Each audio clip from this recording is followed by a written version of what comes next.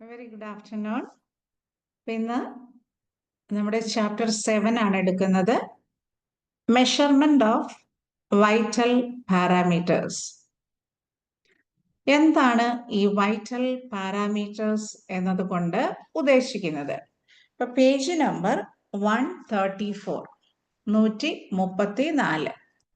നമ്മുടെ ശരീരത്തില് ജീവൻ നിലനിർത്തുന്നു അല്ലെങ്കിൽ ജീവന്റെ പ്രവർത്തനവുമായി അനുബന്ധിച്ച് ആ അവസ്ഥയെ സൂചിപ്പിക്കുന്ന നിർണായകമായിട്ടുള്ള ഒരു ഘടകമാണ് വൈറ്റൽ സൈൻസ് എന്ന് പറയുന്നത്. അതായത് ഒരു വ്യക്തിയുടെ പൊതുവായ ശാരീരിക പ്രവർത്തനങ്ങളെ വിലയിരുത്താൻ വേണ്ടിയിട്ട് അല്ലെങ്കിൽ നമുക്ക് ഏതെങ്കിലും അസുഖങ്ങൾ ഉണ്ടോ എന്നുള്ള സൂചനകൾ ലഭിക്കുന്നതുമായി അനുബന്ധിച്ചിട്ടുള്ളതാണ് വൈറ്റൽ സൈൻസ് എന്ന് പറയുന്നത്. അപ്പം പ്രധാനമായും നമ്മൾ വൈറ്റൽ സൈൻസ് എന്ന് പറയുന്നത് എന്തിനെയൊക്കെയാണ്? ശരീരത്തിന്റെ ടെമ്പറേച്ചർ, ബോഡി ടെമ്പറേച്ചർ, അല്ലെ? ബോഡി ടെമ്പറേച്ചർ കൂടുവാണെങ്കിൽ നമ്മൾ പനിയുണ്ട് എന്ന് പറയും. അപ്പൊ ശരീരത്തിന്റെ ടെമ്പറേച്ചർ, അതുപോലെ BP അല്ലെങ്കിൽ രക്തസമ്മർദ്ദം, പൾസ്, ഹൃദയമിടിപ്പ്, അതുപോലെ നമ്മൾ ശ്വസിക്കുന്ന നിരക്ക്, അതിനെ റെസ്പിറേഷൻ എന്നാണ് പറയുക. അപ്പൊ ഇങ്ങനെയുള്ള ഈ 4 സുപ്രധാന അടയാളങ്ങളെയാണ് വൈറ്റൽ സൈൻസ് എന്നതുകൊണ്ട് സൂചിപ്പിക്കുന്നത്. ഇനി എന്തുകൊണ്ടാണ് നമ്മൾ വൈറ്റൽ സൈൻസിന് ഇത്രമാത്രം അല്ലെങ്കിൽ പ്രാധാന്യം അർഹിച്ചുകൊണ്ട് തന്നെ നമ്മൾ പഠിക്കുന്നത്? അപ്പൊ നമ്മുടെ പ്രധാനപ്പെട്ട ധർമ്മങ്ങൾ ശരീരത്തിൽ നടക്കുമ്പോൾ ഏതെങ്കിലുമുള്ള അസുഖങ്ങൾ മൂലമോ അല്ലെങ്കിൽ ആ രോഗാവസ്ഥയെ സൂചിപ്പിക്കുമ്പോഴോ വൈറ്റൽ സൈൻസിൽ വ്യതിയാനങ്ങൾ സംഭവിക്കാറുണ്ട്.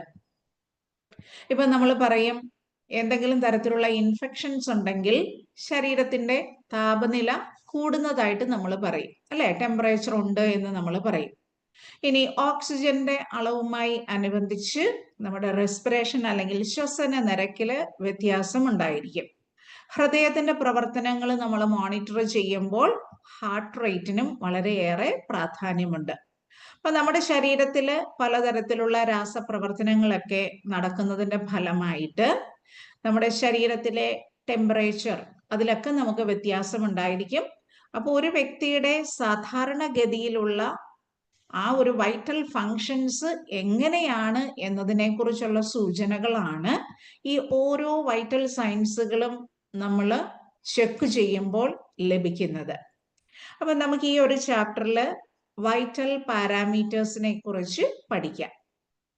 Vital parameters or vital signs are measurements of basic bodily functions like temperature, pulse rate, respiratory rate, and blood pressure used to monitor patient health.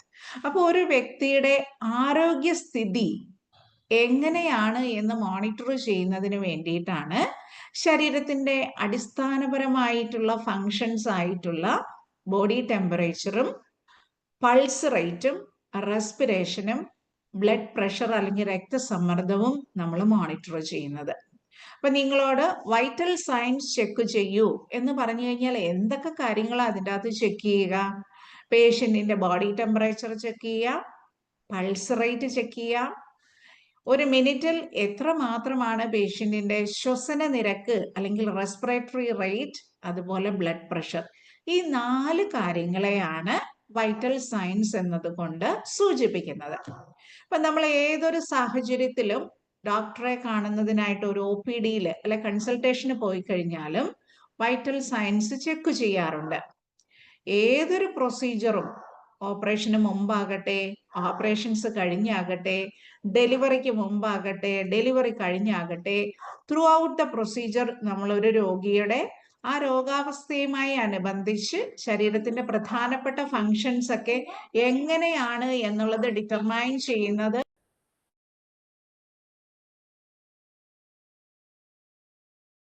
ഈ വൈറ്റൽ സൈൻസിനെ ആശ്രയിച്ചു തന്നെയാണ്. അപ്പൊ അതുകൊണ്ട് വൈറ്റൽ സൈൻസ് മോണിറ്റർ ചെയ്യാനും നമ്മൾ അറിഞ്ഞിരിക്കണം. ഇപ്പൊ നോർമൽ ആയിരിക്കുന്ന ഒരു വ്യക്തി ഒരു ക്ഷീണം പറഞ്ഞു കഴിഞ്ഞാൽ നമ്മൾ ആദ്യം എന്താ ചെയ്യുക? വൈറ്റൽ സയൻസിൽ എന്തെങ്കിലും വ്യത്യാസം ഉണ്ടോ എന്നുള്ളതാണ് നോക്കുക. ഇപ്പൊ ബ്രീത്തിങ് ഡിഫിക്കൽട്ടി ഉള്ള രോഗിയാകട്ടെ, നോർമലി ബ്രീത്തിങ് ഡിഫിക്കൽട്ടി ഇല്ലാത്ത രോഗിയാകട്ടെ, പെട്ടെന്ന് ശ്വാസം മുട്ടൽ അല്ലെങ്കിൽ എന്തെങ്കിലും ഒരു വിമിഷ്ടം എന്ന് പറഞ്ഞു കഴിഞ്ഞാൽ നമ്മൾ എന്താ നോക്കുക? പ്രധാനമായും വൈറ്റൽ സയൻസ് തന്നെയായിരിക്കും ചെക്ക് ചെയ്യുക.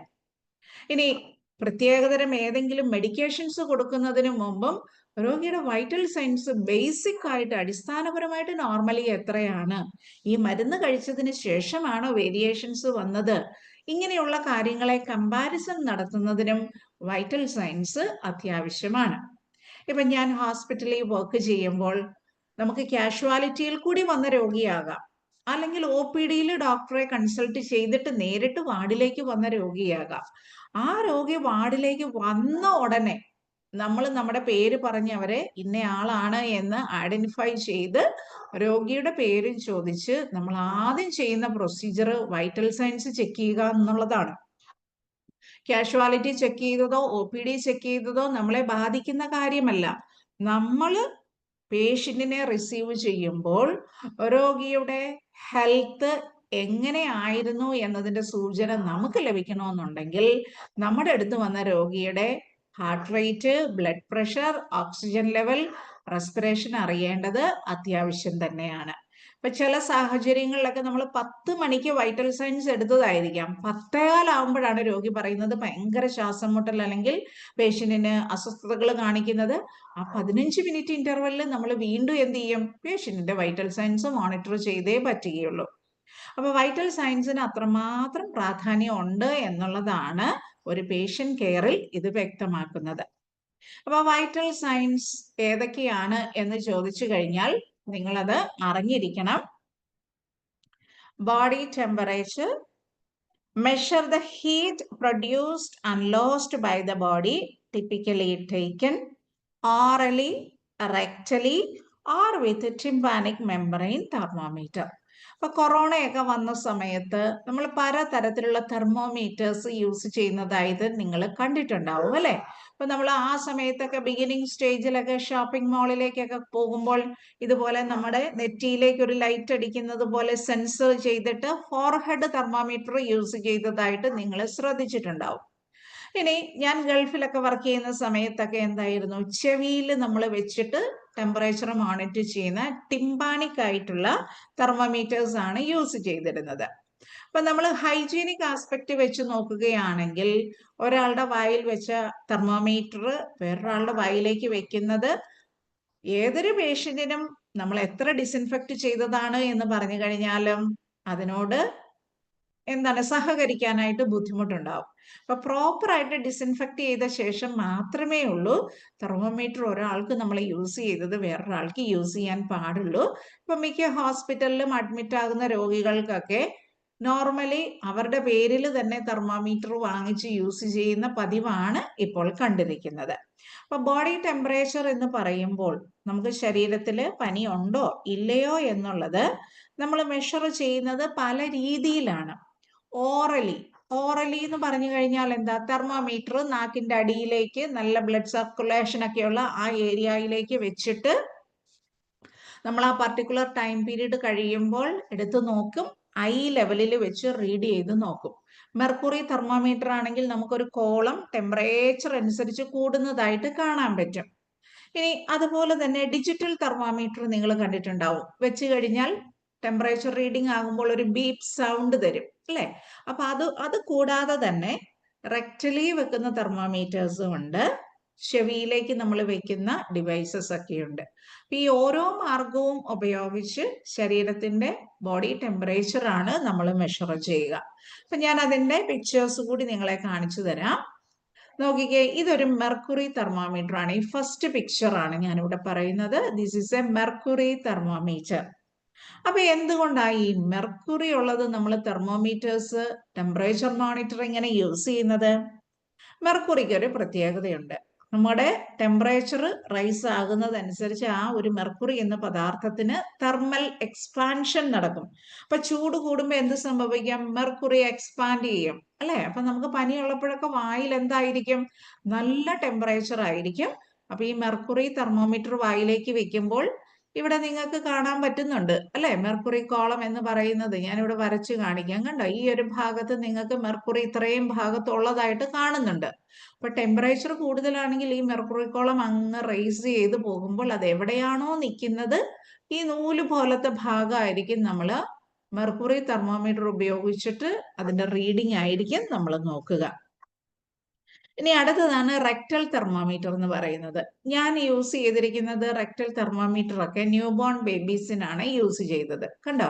ന്യൂബോൺ ബേബീസിന്റെ റെക്ടൽ ഏരിയയിലേക്ക് നമ്മൾ വെച്ചു കൊടുക്കും, എന്നിട്ട് ടെമ്പറേച്ചർ മെഷർ ചെയ്യും. ഇനി അതുപോലെ തന്നെ ടിംപാനിക് മെമ്പറൈൻ, എവിടെയാ ഈ ടിംപാനിക് മെമ്പറൈൻ ലൊക്കേറ്റ് ചെയ്തിരിക്കുന്നത് അറിയോ? ടിംപാനിക് മെമ്പറൈൻ ചെവി, ഓക്കെ, നമ്മുടെ ഇയർ കനാലിലേക്കാണ് ഇത് വെക്കുക. അപ്പൊ നിങ്ങൾ ഓർക്കുമായിരിക്കും ഇയർ കനാലിലേക്കാണ് എങ്കിൽ ഒരാളുടെ ചെവിയിൽ ഇട്ടത് വേറൊരാളുടെ ചെവിയിൽ ഇടുന്നു എന്നുള്ളത്. അവിടെ നമ്മൾ ഒരു ക്യാപ്പ് ഇടുന്നുണ്ട്. ഇപ്പൊ ഫോർ എക്സാമ്പിൾ നമ്മുടെ ചെവിയിലേക്ക് വെക്കുന്ന പ്രോബ് ഇതാണെന്ന് വിചാരിക്കുക. ഓക്കെ, അതിന്റെ ഉള്ളിലേക്ക് നമ്മൾ ഒരു പ്ലാസ്റ്റിക്കിന്റെ കവർ പോലെയുള്ള ഒരു ക്യാപ്പ് ഇടുന്നുണ്ട്. അത് ഡിസ്പോസിബിൾ ആണ്. അത് ഓരോ പേഷ്യന്റിനെയും ഇട്ട ശേഷമാണ് ഓരോരുത്തരുടെ ചെവിയിൽ വെക്കുക. അവർക്ക് ഉപയോഗിച്ച ശേഷം നമ്മളിങ്ങനെ നമ്മുടെ തമ്പ് കൊണ്ട് അത് ഇങ്ങനെ തട്ടി റിമൂവ് ചെയ്യാം, പുതിയതിടാം, അടുത്ത പേഷ്യന്റിനെ യൂസ് ചെയ്യാം. വളരെ ഹൈജീനിക് ആയിട്ടുള്ള മെത്തേഡാണ്. അപ്പൊ ഇവിടെ നമുക്ക് ഡിജിറ്റൽ തെർമോമീറ്റേഴ്സ് എന്ന് പറയുന്നത് ഇലക്ട്രോണിക്കലി നമുക്ക് റീഡിങ് കിട്ടും. അതുപോലെ ടിംപാനിക് മെംബ്രെയിൻ എന്ന് പറയുന്നത് ചെവിയിലാണ്. അവിടെ ഇൻഫ്രാറെഡ് തെർമോമീറ്റേഴ്സ് ഇയർ കനാലിലേക്ക് വെച്ചിട്ടാണ് നമ്മൾ ടെമ്പറേച്ചർ മെഷർ ചെയ്യുന്നത്. ഇനി മെർക്കുറി തെർമോമീറ്റർ എന്ന് പറയുമ്പോൾ മെർക്കുറി കോളം റൈസ് ചെയ്യുന്നതനുസരിച്ച് എവിടെയാണോ അത് സ്റ്റോപ്പ് ആകുന്നത് ആ റീഡിംഗ് ആയിരിക്കും. നമ്മളിങ്ങനെ ഐ ലെവലിൽ വെച്ച് നോക്കിയാലേ നമുക്ക് കാണാൻ പറ്റുകയുള്ളൂ. അല്ലെങ്കിൽ നമുക്ക് എക്സ്പീരിയൻസ്ഡ് ഇല്ലാത്തവര് ആ തെർമോമീറ്റർ ഒക്കെ ഇങ്ങനെ വെച്ച് നോക്കിക്കഴിഞ്ഞാൽ അതിൻ്റെ അകത്ത് ടെമ്പറേച്ചർ കോളം ഒന്നും നമുക്ക് കാണാൻ പറ്റുകയില്ല. ഇനി നെക്സ്റ്റ് എന്ന് പറയുന്നത്, അപ്പൊ ഫസ്റ്റ് സെന്റൻസ് ആണ് ഞാനിവിടെ വായിച്ചത്.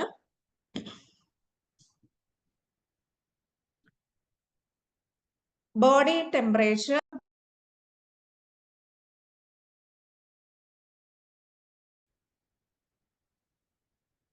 നെക്സ്റ്റ് എന്ന് പറയുന്നതാണ് പൾസ് റേറ്റ്. അപ്പൊ ടെമ്പറേച്ചർ എന്താണ്, എങ്ങനെയാണ് അത് മെഷർ ചെയ്യുന്നത് എന്നതിന്റെ ഒരു ബ്രീഫ് ഐഡിയ ഞാൻ തന്നു. അപ്പൊ അതിന്റെ കൂടെ ഒരു പ്രത്യേക കാര്യം ഞാൻ പറയാൻ വിട്ടുപോയത്, നമ്മുടെ ടെക്സ്റ്റിൽ പറഞ്ഞിരിക്കുന്ന കാര്യമല്ല. ഈ തെർമോമീറ്റർ നമ്മൾ വായിലേക്ക് വെക്കുമ്പോൾ ഇത് ഗ്ലാസ് ആണ്, ഇതിന്റെ ഉള്ളിൽ മെർക്കുറി ആണ്. കൊച്ചു കുട്ടികളൊക്കെ നമ്മൾ വായിലേക്ക് വെച്ചു കഴിഞ്ഞാൽ അവർക്ക് നമ്മുടെ കമാൻഡുകൾ പറയുന്നത് കേട്ട് മനസ്സിലാക്കി ചെയ്യാൻ പറ്റുകയില്ല എങ്കിൽ നമ്മൾ വായിലേക്ക് തെർമോമീറ്റർ വെക്കാൻ പാടില്ല. ഇപ്പൊ ഫോർ എക്സാമ്പിൾ തീരെ കൊച്ചു കുഞ്ഞിനോട് നമ്മൾ വായിൽ വെച്ചിട്ട് ഇത് കടിക്കരുത് പൊട്ടും എന്ന് പറഞ്ഞാൽ ചിലപ്പോൾ അവർക്ക് മനസ്സിലാവില്ല. ഓക്കെ, അതുകൊണ്ട് തീരെ കൊച്ചു പിള്ളേർക്ക് നമ്മൾ വായിലേക്ക് ടെമ്പറേച്ചർ വെക്കാറില്ല. പകരം ആക്സിലറി ടെമ്പറേച്ചർ എന്നാണ് നമ്മൾ പറയുക. കഷത്തിന്റെ അവിടെ ആ ഭാഗത്ത് തെർമോമീറ്റർ വെച്ചിട്ട് നമ്മൾ ഈ മെർക്കുറി തെർമോമീറ്റർ കൊണ്ടോ ഡിജിറ്റൽ തെർമോമീറ്റർ കൊണ്ടോ ടെമ്പറേച്ചർ രേഖപ്പെടുത്താറുണ്ട്. ഈ മാർഗം മാത്രമല്ല നമ്മൾ യൂസ് ചെയ്യുന്നത്. അതുപോലെ മോണിറ്റർ ഉപയോഗിച്ചുകൊണ്ട്, നിങ്ങൾ കേട്ടിട്ടുണ്ടാവും ICUലുള്ള രോഗികൾക്കൊക്കെ ഈ ഹാർട്ട് റേറ്റും ECG ഒക്കെ വരുന്നത്. അപ്പൊ ആ മോണിറ്റർ ഉപയോഗിച്ചുകൊണ്ടും നമുക്ക് കേബിൾ അറ്റാച്ച് ചെയ്ത് തെർമോമീറ്റർ ഇല്ലാതെ തന്നെ ആ ഒരു കേബിളിലൂടെ നമുക്ക് ടെമ്പറേച്ചർ അറിയാൻ പറ്റും. അപ്പൊ ഇതും കൂടെ നിങ്ങളുടെ മൈൻഡിലേക്ക് കൊണ്ടുവന്നു എന്ന് മാത്രമേ ഉള്ളൂ. ഇനി നെക്സ്റ്റ് എന്ന് പറയുന്നതാണ് pulse rate. Pulse rate measures the rate of the heart rate or heartbeat typically assessed by palpating radial or brachial artery. അപ്പോൾ പൾസ് റേറ്റ് എന്ന് പറയുന്നത് it is A measure of rate of heart beat. നമ്മുടെ heart beat ഒരു മിനിറ്റിൽ എത്രയാണ് എന്നുള്ളതാണ് നമ്മൾ ഈ പൾസ് റേറ്റിൽ അസസ് ചെയ്യുക. പലപ്പോഴും ഡോക്ടേഴ്സ് നേഴ്സസ് ഒക്കെ നമ്മുടെ കയ്യിൽ ഇങ്ങനെ പിടിച്ചിട്ട് പൾസ് റേറ്റ് നോക്കാറുണ്ട്. ഒരു മിനിറ്റിൽ ഹാർട്ട് എത്ര മാത്രമാണ് ബീറ്റ് ചെയ്യുന്നത് എന്നുള്ളതാണ് നമ്മൾ അവിടെ നോക്കുക. Typically assessed by palpating radial or brachial artery. അപ്പൊ നിങ്ങളെ ഈ പൾസ് നോക്കുന്ന പ്രധാനമായും നമ്മൾ ചെക്ക് ചെയ്യുന്ന ആർട്ടറി കൂടി ഒന്ന് പരിചയപ്പെടുത്താം. നോക്കിക്കേ, ഇപ്പൊ നമ്മുടെ കൈ നിവർത്തി വെച്ചിരിക്കുന്ന ഒരു പിക്ചറാണ് ഞാൻ സ്ക്രീനിൽ കാണിച്ചിരിക്കുന്നത്. അപ്പൊ ഇവിടെ ചുവന്ന കളറിൽ കാണിച്ചിരിക്കുന്നതാണ് ആർട്ടറിയെ സൂചിപ്പിക്കുന്നത്. അപ്പൊ നമ്മുടെ കൈ എടുത്തു കഴിഞ്ഞാൽ 2 എല്ലുകളാണ് അവിടെ വരിക.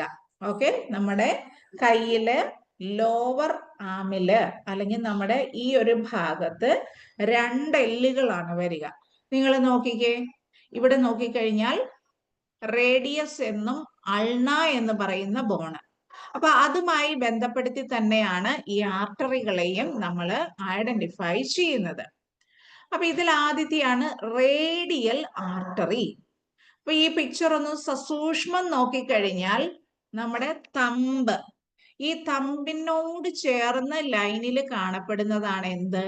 റേഡിയൽ ആർട്ടറി എന്ന് പറയുന്നത്. അപ്പൊ ഈ റേഡിയൽ ആർട്ടറിയില് നമ്മൾ ഈ തമ്പ് അല്ലെങ്കിൽ ഈ ഒരു ഭാഗത്തോട് ചേർന്നിട്ട് ജെന്റിലായിട്ട് 3 വിരലിന്റെ ടിപ്പ് പ്രസ് ചെയ്യുമ്പോൾ നിങ്ങൾക്ക് പൾസ് റേറ്റ് കിട്ടുന്നതായിരിക്കും. അപ്പൊ നിങ്ങൾ അതൊന്ന് ട്രൈ ചെയ്ത് നോക്കുക. ഞാൻ ഈ ക്ലാസ് പറയുന്നതോടൊപ്പം നിങ്ങളുടെ വലത് കൈയുടെ നടുക്കത്തെ 3 ഫിംഗേഴ്സിന്റെ ടിപ്പാണ് എടുക്കേണ്ടത്. ഈ ഭാഗമല്ല, ഈ ടിപ്പ് എടുക്കുക. എന്നിട്ട് റേഡിയൽ ആർട്ടറി എന്ന് പറയുന്നത് നമ്മുടെ ഈ ഒരു തമ്പിന്റെ ഭാഗത്ത്, ഈ റിസ്റ്റ് എന്ന് പറയുന്ന ഭാഗം അല്ലെ, നമ്മുടെ ഈ ഒരു ജോയിന്റ് വരുന്ന ഭാഗത്ത് ഈ തമ്പിന്റെ ഇവിടേക്ക് 3 വിരലിന്റെ ടിപ്പ് ഉപയോഗിച്ച് അമിതമായി ശക്തിയിലല്ല പ്രസ് ചെയ്യേണ്ടത്, ജെന്റിലായിട്ടൊന്ന് പ്രസ് ചെയ്തേ നിങ്ങൾക്ക് ഈ ഡിപ്പ് ഫീൽ ചെയ്യുന്നതായിരിക്കും. ഈ ഒരു ഭാഗം നമ്മൾ പൾസ് നോക്കുന്നതിനെയാണ് റേഡിയൽ ആർട്ടറി പൾസ് എന്ന് പറയുക. ഈ ഒരു ഏരിയയിൽ പൾസ് നോക്കുമ്പോൾ റേഡിയൽ ആർട്ടറിയിലാണ് നമ്മൾ കംപ്രസ് ചെയ്ത് ആ ഒരു പൾസ് ഫീൽ ചെയ്യുന്നത്. ഇനി നെക്സ്റ്റ് ആണ് ബ്രേക്കിയൽ ആർട്ടറി. ബ്രേക്കിയൽ ആർട്ടറിയും ഞാൻ ഇവിടെ പിക്ചറിൽ കാണിച്ചിട്ടുണ്ട്. കണ്ടോ, ഈ നമ്മുടെ എൽബോയുടെ ഭാഗത്ത് BP എടുക്കാൻ നേരത്തേനും ചിലപ്പോൾ നേഴ്സസ് ഒക്കെ ഈ ഒരു ഭാഗത്തേക്ക് പ്രസ് ചെയ്ത് പിടിക്കാറുണ്ട്. അപ്പൊ ഇവിടെ നിങ്ങൾക്ക് ഇങ്ങനെ പ്രസ് ചെയ്താലും ബ്രേക്കിയൽ പൾസ് കിട്ടുന്നതായിരിക്കും. അപ്പൊ പൾസ് റേറ്റ് എന്ന് പറയുന്നത് സാധാരണ വൈറ്റൽ സൈൻസ് ചെക്ക് ചെയ്യുമ്പോൾ നമ്മുടെ ഹാർട്ട് ബീറ്റ് എത്രയുണ്ട് എന്ന് ടിപ്പിക്കലി നമ്മൾ അസസ് ചെയ്യുന്നത് പാൽപേറ്റ് ചെയ്യുന്നു. നമ്മുടെ റേഡിയൽ ആർട്ടറിയോ ബ്രേക്കിയൽ ആർട്ടറിയോ പാൽപേറ്റ് ചെയ്തിട്ടാണ്. അപ്പൊ എങ്ങനെയാണ് പൾസ് നോക്കുന്നത് എന്നുള്ളതാണ് ഞാൻ ഇവിടെ പറഞ്ഞത്. ഇനി അടുത്തതാണ് റെസ്പിറേറ്ററി റേറ്റ്. ഓക്കെ, റെസ്പിറേറ്ററി റേറ്റിന്റെ മലയാളം എന്താണ്? ശ്വസന നിരക്ക്. ഇപ്പൊ നോർമലി നമുക്ക് ചുമയോ ശ്വാസം മുട്ടലോ ഒന്നുമില്ല എങ്കിൽ നമ്മൾ ഒരു മിനിറ്റിൽ എത്ര മാത്രം ശ്വസിക്കുന്നു എന്ന് പോലും നമ്മൾ കൗണ്ട് ചെയ്യാറില്ല, അല്ലെ? നോർമലി നടക്കുന്ന ഒരു പ്രതിഭാസമാണ്. ഓക്സിജനെ നമ്മൾ ശ്വസിക്കുന്നു, കാർബൺ ഡൈ ഓക്സൈഡിനെ വെളിയിലേക്ക് വിടുന്നു. പക്ഷേ നമ്മളൊരു രോഗി ആയിരിക്കുന്ന സമയത്ത് അല്ലെങ്കിൽ ഒരു നോർമൽ സ്റ്റേറ്റിലാണെങ്കിലും എന്തെങ്കിലും മെഡിക്കേഷൻസ് തുടങ്ങുന്ന സമയത്തോ അല്ലെങ്കിൽ എന്തെങ്കിലും കമ്പാരിസൺ പർപ്പസിനോ ഒക്കെ നമ്മൾ ചിലപ്പോൾ vital signs as a part of physical examination ഇവിടെയൊക്കെ നമ്മൾ ചെക്ക് ചെയ്യാറുണ്ട്. അപ്പൊ റെസ്പിറേറ്ററി റേറ്റ് എന്ന് പറയുന്നത് എന്താണ്? Measure the number of breath per minute. ഒരു മിനിറ്റിൽ നമ്മൾ എത്ര മാത്രം ശ്വസിക്കുന്നു എന്നതിന്റെ കണക്കാണ് റെസ്പിറേറ്ററി റേറ്റ് എന്നതുകൊണ്ട് സൂചിപ്പിക്കുന്നത്. ഇനി അടുത്തതാണ് ബ്ലഡ് പ്രഷർ. അപ്പൊ ഇതെല്ലാം നമ്മൾ ചെയ്ത് പഠിക്കേണ്ട കാര്യങ്ങളാണ്. പേഷ്യന്റിന്റെ വൈറ്റൽ സൈൻസ് ഒക്കെ നമ്മളോടും ചെക്ക് ചെയ്യാൻ പറയും. അപ്പൊ നമ്മൾ വളരെ കോൺഫിഡന്റ് ആയിട്ട് ചെക്ക് ചെയ്ത് കറക്റ്റ് ആയിട്ടുള്ള വാല്യൂ നമ്മൾ എടുത്ത് ഡോക്യുമെന്റ് ചെയ്യുകയും അബ്നോർമൽ ആണ് എങ്കിൽ നമ്മുടെ ഉത്തരവാദിത്തപ്പെട്ട വ്യക്തിയെ ഇൻഫോം ചെയ്യുകയും ചെയ്യണം. അപ്പൊ ബ്ലഡ് പ്രഷർ എന്ന് പറഞ്ഞാൽ എന്താണ്? It is the measure the force of blood pushing against the artery walls, typically measured with a sigma manometer. Blood pressure നോക്കുന്ന ഉപകരണത്തിനെയാണ് നമ്മൾ സിഗ്മോ മാനോമീറ്റർ എന്ന് പറയുക. മിക്കവാറും OPD-യിലൊക്കെ പോകുമ്പോൾ ഡോക്ടേഴ്സ് നമ്മളുടെ കൈ നീട്ടി വെച്ചിട്ട് ഇതുപോലെ കഫ് കെട്ടിയിട്ട് ബൾബ് ഇങ്ങനെ പ്രസ് ചെയ്തിട്ട് BP നോക്കാറുണ്ട്, അല്ലേ? അപ്പൊ ഈ BP നോക്കുന്ന ഉപകരണമാണ് എന്ത്? സിഗ്മോ മാനോമീറ്റർ. അപ്പൊ സിഗ്മോ മാനോമീറ്റർ ആണ് സാധാരണ നമ്മൾ മാനുവലി BP നോക്കുന്നതിനായിട്ട് ഉപയോഗിക്കുന്നത്. അപ്പോൾ what is blood pressure? Measure the force of blood pushing against the artery walls, typically measured with a sigma manometer. അപ്പൊ രക്തക്കുഴലുകളുടെ ഭിത്തിയിൽ ആ രക്തം സഞ്ചരിക്കുമ്പോൾ ആ ഭിത്തിയിൽ ഏൽപ്പിക്കുന്ന സമ്മർദ്ദത്തിനെയാണ് ബ്ലഡ് പ്രഷർ എന്ന് പറയുക. അപ്പൊ നിങ്ങൾ പലപ്പോഴും കേട്ടിട്ടില്ലേ BP കൂടി, ബ്ലഡ് വെസൽ തലച്ചോറിലെ പൊട്ടി എന്നുള്ളത്. അപ്പൊ ആ പ്രഷർ കൂടുതൽ ഏൽക്കുകയാണെങ്കിൽ രക്തക്കുഴല് പൊട്ടി, അതാണ് നമ്മൾ അതുകൊണ്ട് അർത്ഥമാക്കുന്നത്. അപ്പൊ ബ്ലഡ് പ്രഷർ എന്ന് പറയുന്നത് it is the measure of force of blood pushing against the artery walls, typically measured with a sigma manometer. അപ്പൊ രക്തക്കുഴലിലൂടെ ആ രക്തം ഒഴുകിക്കൊണ്ടിരിക്കുമ്പോൾ, സഞ്ചരിക്കുമ്പോൾ ആ രക്തക്കുഴലിന്റെ ഭിത്തിയിൽ ഏൽപ്പിക്കുന്ന ആ ഒരു സമ്മർദ്ദത്തിനെയാണ് നമ്മൾ ബ്ലഡ് പ്രഷർ എന്ന് പറയുക. അപ്പൊ ഹാർട്ട് ബീറ്റ് ഇങ്ങനെ സംഭവിക്കുന്ന സമയത്ത്, ഹാർട്ട് പമ്പ് ചെയ്യുന്ന സമയത്ത് നമ്മുടെ രക്തക്കുഴലുകളിലൂടെ രക്തം ഒഴുകുകയായി അല്ലേ? ഹാർട്ട് ഇങ്ങനെ പമ്പ് ചെയ്ത് ബ്ലഡ് എത്തിക്കുവാണ് ശരീരത്തിന്റെ എല്ലാ ഭാഗത്തേക്കും. അപ്പൊ ആ സമയത്ത് ആ രക്തക്കുഴലുകളുടെ ഭിത്തിയിൽ അത് ഏൽപ്പിക്കുന്ന ആ ഒരു സമ്മർദ്ദത്തിനെയാണ് BP എന്ന് പറയുക, അല്ലെ ബ്ലഡ് പ്രഷർ എന്ന് പറയുക. ഇനി അടുത്തതാണ് oxygen saturation. It is A measure of amount of oxygen in the blood, often measured with a pulse oximeter. അപ്പോൾ ഓക്സിജൻ സാച്ചുറേഷൻ എന്ന് പറയുന്നത് എന്താണ്? ഓക്സിജൻ സാച്ചുറേഷൻ എന്ന് പറയുന്നത് നമ്മുടെ രക്തത്തിലുള്ള ഓക്സിജന്റെ അളവാണ്. അത് നമ്മൾ മെഷർ ചെയ്യുന്നത് എന്തുപയോഗിച്ചിട്ടാണ്? പൾസ് ഓക്സിമീറ്റർ ഉപയോഗിച്ചുകൊണ്ടാണ്. അപ്പൊ കൊറോണയൊക്കെ വന്ന സമയത്ത് ശ്വാസം മുട്ടലുള്ളവര് അല്ലെ ഹൈ റിസ്ക് ആയിട്ടുള്ളവർ ഇവൻ സ്വന്തമായിട്ട് ഈ ഫിംഗറിൽ വെച്ച് ഓക്സിജൻ മോണിറ്റർ ചെയ്യുന്ന പൾസ് ഓക്സിമീറ്റർ ഒക്കെ വാങ്ങിച്ചവരെ എനിക്കും അറിയാം, ഒരു പക്ഷേ നിങ്ങളും കണ്ടെന്നിരിക്കും. അപ്പൊ നമ്മുടെ ശരീരത്തിൽ ഓക്സിജന്റെ അളവ് എത്രമാത്രം ഉണ്ട് എന്ന് മെഷർ ചെയ്യാനായിട്ടാണ് നമ്മൾ പൾസ് ഓക്സിമീറ്റർ ഉപയോഗിക്കുന്നത്. ആ എമൗണ്ട് ഓഫ് ഓക്സിജൻ ബ്ലഡിൽ എത്രമാത്രം ഉണ്ട് എന്ന് സൂചിപ്പിക്കുന്നതാണ് എന്ത്? ഓക്സിജൻ സാച്ചുറേഷൻ എന്ന് പറയുക. അപ്പൊ ഈ ഒരു പിക്ചറും കൂടെ നിങ്ങളൊന്ന് നോക്കിക്കേ. നമ്മൾ മോണിറ്റർ നോക്കുമ്പോൾ നമ്മൾ പൾസ് റേറ്റിന് പകരം ഇങ്ങനെയായിരിക്കും എഴുതി വരിക, ഹാർട്ട് റേറ്റ്. ഒന്ന് മാർക്ക് ചെയ്തേക്കാം. ഓക്കെ, ഹാർട്ട് റേറ്റ് എന്നുള്ളത് നിങ്ങൾക്ക് ഇത് ഇങ്ങനെ കാണാൻ പറ്റും, 89 per minute. ബ്ലഡ് പ്രഷർ നിങ്ങൾക്ക് ക്ലിയർ ആണ്, 108/68. ഇനി നോക്കിക്കേ, ഓക്സിജൻ സാച്ചുറേഷൻ അല്ലെങ്കിൽ SpO2 എന്ന് പറയും കേട്ടോ. അത് നിങ്ങളൊന്ന് മോണിറ്റർ ചെയ്തോ അല്ലെങ്കിൽ ഒന്ന് ശ്രദ്ധിച്ചോളൂ. എക്സാമിന് വേണ്ടി ഞാൻ പറഞ്ഞതല്ല. ചില സ്ഥലങ്ങളിലൊക്കെ പറയും പേഷ്യന്റിന്റെ SpO2 എത്രയുണ്ട് എന്ന് ചോദിക്കും. അപ്പൊ SpO2 എന്ന് സൂചിക്കുന്നത് ഓക്സിജൻ സാച്ചുറേഷനെ തന്നെയാണ്. ഇനി റെസ്പിറേഷൻ എന്ന് പറയുന്നത് 16 എന്നിവിടെ കൊടുത്തിട്ടുണ്ട്. ദെൻ മോണിറ്ററിലും നമുക്ക് ടെമ്പറേച്ചർ നോക്കാം. അതിന് തെർമോമീറ്റർ ഒന്നും വേണ്ട, അതിൽ തന്നെ ഒരു പ്രോബ് ഉണ്ട്, അത് അറ്റാച്ച് ചെയ്താൽ മതി. കണ്ടോ, 98.6. അപ്പൊ ഇങ്ങനെയുള്ള 4 പ്രധാനപ്പെട്ട കാര്യങ്ങളെയാണ് വൈറ്റൽ സയൻസ് എന്നതുകൊണ്ട് സൂചിപ്പിക്കുന്നത്. അപ്പൊ ഏതൊക്കെയാണ് വൈറ്റൽ സയൻസ് എന്ന് ചോദിച്ചു കഴിഞ്ഞാൽ നിങ്ങൾ ഇത് പറയും എന്ന് എനിക്കറിയാം. Body temperature, pulse rate, respiratory rate, blood pressure, oxygen saturation. അപ്പൊ ഇതിനെയാണ് നമ്മൾ വൈറ്റൽ സയൻസ് എന്ന് പറയുക. ഓക്കെ, അപ്പൊ എന്തൊക്കെയാണ് എന്നുള്ളത് നിങ്ങൾക്ക് ക്ലിയർ ആയി. അപ്പൊ ഈ 5 കാര്യങ്ങളും നിങ്ങൾ അറിഞ്ഞിരിക്കുക.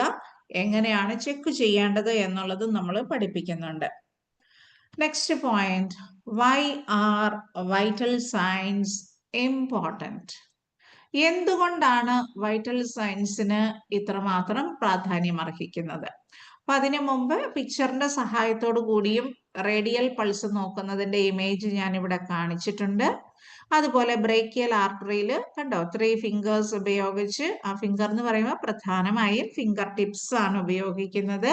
അല്ലെങ്കിൽ നമുക്ക് പൾസ് കൗണ്ട് ചെയ്യുമ്പോഴൊക്കെ ഒരു കൺഫ്യൂഷൻസ് വരും. നമ്മൾ ഈ ഒരു ഭാഗം വെച്ചൊക്കെ അമർത്തി നോക്കുകയാണെങ്കിൽ നമ്മുടെ ഈ ഭാഗത്തുള്ള പൾസും കയ്യിലുള്ള ഈ ഒരു പൾസും തമ്മിൽ നമുക്ക് കൺഫ്യൂഷൻസ് വരുന്നത് കൊണ്ട് തന്നെയാണ് ഫിംഗർ ടിപ്സ് ഉപയോഗിക്കാൻ പറഞ്ഞത്. അപ്പൊ ആ രണ്ട് പിക്ചറും കൂടെ എഗെയിൻ മനസ്സിലാകാത്തവരുണ്ടെങ്കിൽ കണ്ട് മനസ്സിലാക്കണം. അതിനാണ് വീണ്ടും പിക്ചർ ആഡ് ചെയ്തത്. ഇനി why are vital signs important? They help healthcare professionals assess patients' overall health and identify potential problems. ഒരു വ്യക്തിയുടെ മൊത്തത്തിലുള്ള ആരോഗ്യസ്ഥിതിയെക്കുറിച്ചുള്ള ഒരു സൂചനയാണ് വൈറ്റൽ സയൻസ് നൽകുന്നത്. And next, they help the healthcare professionals assess the patient's overall health and identify potential problems. നമുക്ക് എന്തെങ്കിലും പേഷ്യന്റിന് problems ഉണ്ടോ അല്ലെങ്കിൽ വരാനുള്ള എന്തെങ്കിലും സൂചന ഉണ്ടോ എന്നുള്ളതാണ് ഈ വൈറ്റൽ സയൻസ് മോണിറ്റർ ചെയ്യുന്നതിലൂടെ ഒരു ഹെൽത്ത് കെയർ പ്രൊഫഷണലിന് ലഭിക്കുന്നത്. And they can be used to monitor effectiveness of treatments and interventions. ഇപ്പൊ നമ്മൾ ചിലപ്പോഴൊക്കെ ഹാർട്ട് റേറ്റ് കൂടുതലുള്ള രോഗിക്ക് ചിലപ്പോൾ എന്ത് നമ്മൾ കൊടുക്കൂ? ഓക്കെ, എന്താണ് കൊടുക്കുക? ഹാർട്ട് റേറ്റ് കൂടുതലുള്ളവർക്ക് നമ്മൾ മെഡിക്കേഷൻസ് കൊടുക്കും അല്ലെ? അപ്പൊ ഈ മെഡിക്കേഷൻസ് കൊടുക്കുന്ന സമയത്ത് ഹാർട്ട് റേറ്റ് നോർമലിലേക്ക് വന്നോ എന്നറിയാൻ വേണ്ടിയിട്ട് ചിലപ്പോൾ ചില മെഡിക്കേഷൻസ് സ്റ്റാർട്ട് ചെയ്യുന്നതിന് മുമ്പും ആ മെഡിക്കേഷൻസ് നമ്മൾ കൊടുത്ത ശേഷം പേഷ്യന്റിന്റെ ഹാർട്ട് റേറ്റിൽ എന്തെങ്കിലും ചേഞ്ചസ് ഉണ്ടോ അല്ലെ വൈറ്റൽ സയൻസിൽ എന്തെങ്കിലും ചേഞ്ചസ് ഉണ്ടോ എന്നറിയുന്നതിന് വേണ്ടിയിട്ട് ട്രീറ്റ്മെന്റിന്റെ എഫക്റ്റീവ്നെസ് അറിയാൻ വേണ്ടിയിട്ടും നമ്മൾ ഒരു ചികിത്സ കൊടുത്തെങ്കിൽ അതിന്റെ ഫലപ്രാപ്തി എത്രമാത്രം ഉണ്ട് എന്ന് മോണിറ്റർ ചെയ്യാനായിട്ടും വൈറ്റൽ സയൻസ് ഇമ്പോർട്ടന്റ് ആണ്. ഇനി വേറൊരു എക്സാമ്പിൾ ഞാൻ പറയുകയാണെങ്കിൽ, നമ്മൾ ബ്രീത്തിങ് ഡിഫിക്കൽറ്റി ഉള്ള പേഷ്യന്റിന് പെട്ടെന്ന് എന്താ വെച്ച് കൊടുക്കുക? ഓക്സിജൻ വെച്ച് കൊടുക്കും അല്ലെ? അപ്പൊ നമ്മൾ ഓക്സിജൻ വെച്ച് കൊടുത്തു കഴിഞ്ഞാൽ പേഷ്യന്റിന്റെ ബ്ലഡിലെ ഓക്സിജൻ ലെവൽ അറിയണമെന്നുണ്ടെങ്കിൽ വീണ്ടും എന്ത് ചെയ്യണം? ഓക്സിജൻ സാച്ചുറേഷൻ നോക്കണം അല്ലെ? വൈറ്റൽ സയൻസിൽ ഭാഗമായിട്ട് വരുന്നത് തന്നെ നോക്കണം അല്ലെ? അപ്പൊ അതുകൊണ്ട് തന്നെ ഇഫക്റ്റീവ്നെസ് ഓഫ് ട്രീറ്റ്മെന്റ് അറിയുന്നതിനും ഇനി ഏതെങ്കിലും തരത്തിലുള്ള ഇന്റർവെൻഷൻ, നമ്മൾ ആൻജിയോഗ്രഫി എന്ന് നിങ്ങൾ കേട്ടിട്ടുണ്ടാവും, ഹാർട്ടിന് ബ്ലോക്ക് ഉണ്ടോ എന്ന് അറിയാൻ വേണ്ടിയിട്ട് ചെയ്യുന്ന ടെസ്റ്റ് അല്ലെ? അപ്പൊ ഇതുപോലെയുള്ള ആൻജിയോഗ്രഫി ടെസ്റ്റുകളൊക്കെ ചെയ്യുന്ന സമയത്ത് ആ ഇന്റർവെൻഷൻസ് രോഗിക്ക് എന്തെങ്കിലും അബ്നോർമാലിറ്റീസിലേക്ക് ലീഡ് ചെയ്തിട്ടുണ്ടോ എന്നറിയുന്നതിന് വേണ്ടിയിട്ടുമൊക്കെ വൈറ്റൽ സയൻസ് ഇമ്പോർട്ടന്റ് ആണ്. They provide a baseline for comparison and help to detect changes in patient condition. ഇപ്പൊ നമ്മൾ ഏതെങ്കിലും ഇന്റർവെൻഷൻ അല്ലെ പ്രൊസീജിയർ ചെയ്യുകയാണെങ്കിൽ ആ പ്രൊസീജിയറിന് മുമ്പ് എന്തായിരുന്നു അവസ്ഥ, പ്രൊസീജിയറിന് ശേഷം രോഗി നോർമലിലേക്ക് വന്നു, അപ്പൊ ഈ ഒരു കമ്പാരിസൺ സാധ്യമാകുന്നതും വൈറ്റൽ സയൻസ് ചെക്ക് ചെയ്യുന്നതിലൂടെ.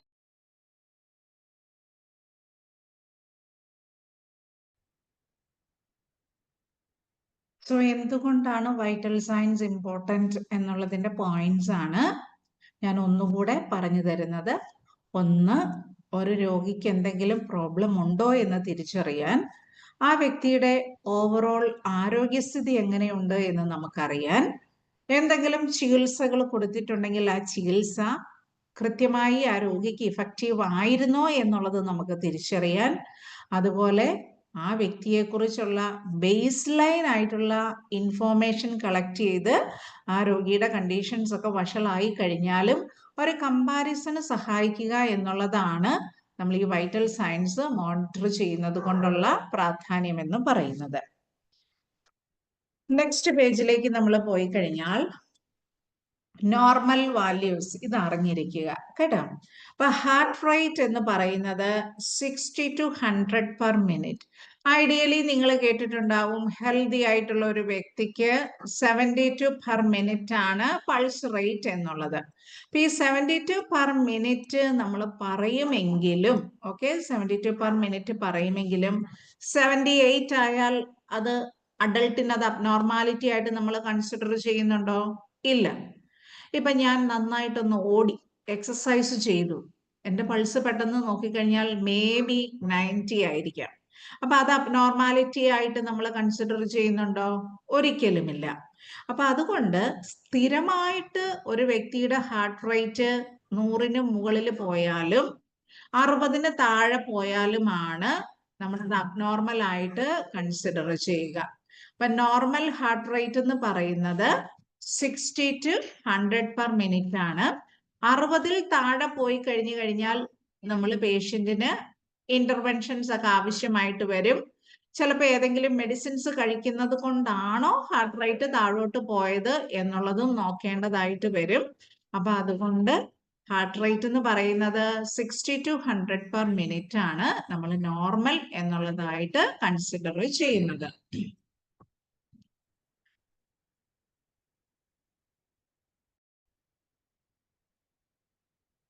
Next respiratory rate. നമ്മൾ ഒരു മിനിറ്റിൽ എത്ര പ്രാവശ്യം ശ്വസിക്കുന്നു എന്നുള്ളതാണ് റെസ്പിറേറ്ററി റേറ്റ് എന്നതുകൊണ്ട് സൂചിപ്പിക്കുന്നത്. അപ്പൊ റെസ്പിറേറ്ററി റേറ്റിന്റെ നോർമൽ വാല്യൂ എന്ന് പറയുന്നത് 12 to 18 ബ്രെത്ത് പെർ മിനിറ്റ്.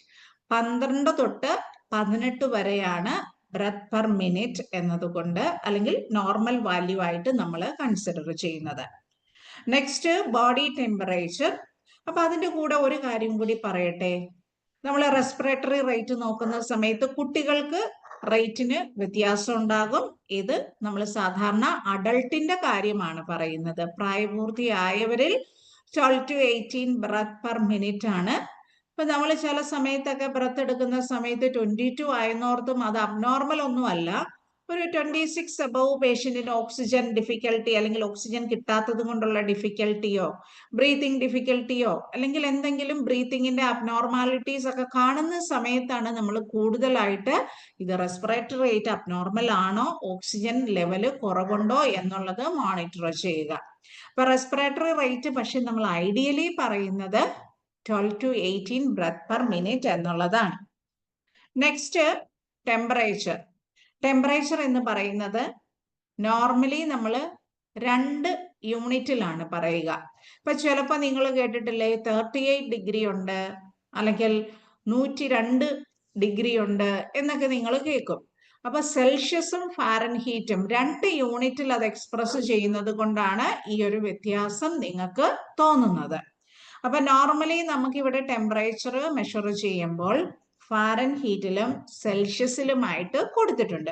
അപ്പൊ നോർമൽ ടെമ്പറേച്ചർ എന്ന് പറയുന്നത് 97.8 ഡിഗ്രി ഫാരൻഹീറ്റ്. ഇനി അത് സെന്റിഗ്രേഡിൽ നമ്മൾ പറയുകയാണെങ്കിൽ 36.5 ഡിഗ്രി സെൽഷ്യസ് എന്നുള്ളതാണ് പറയുക. അപ്പൊ 37 ആണ് നമ്മൾ നോർമലി പറയുക.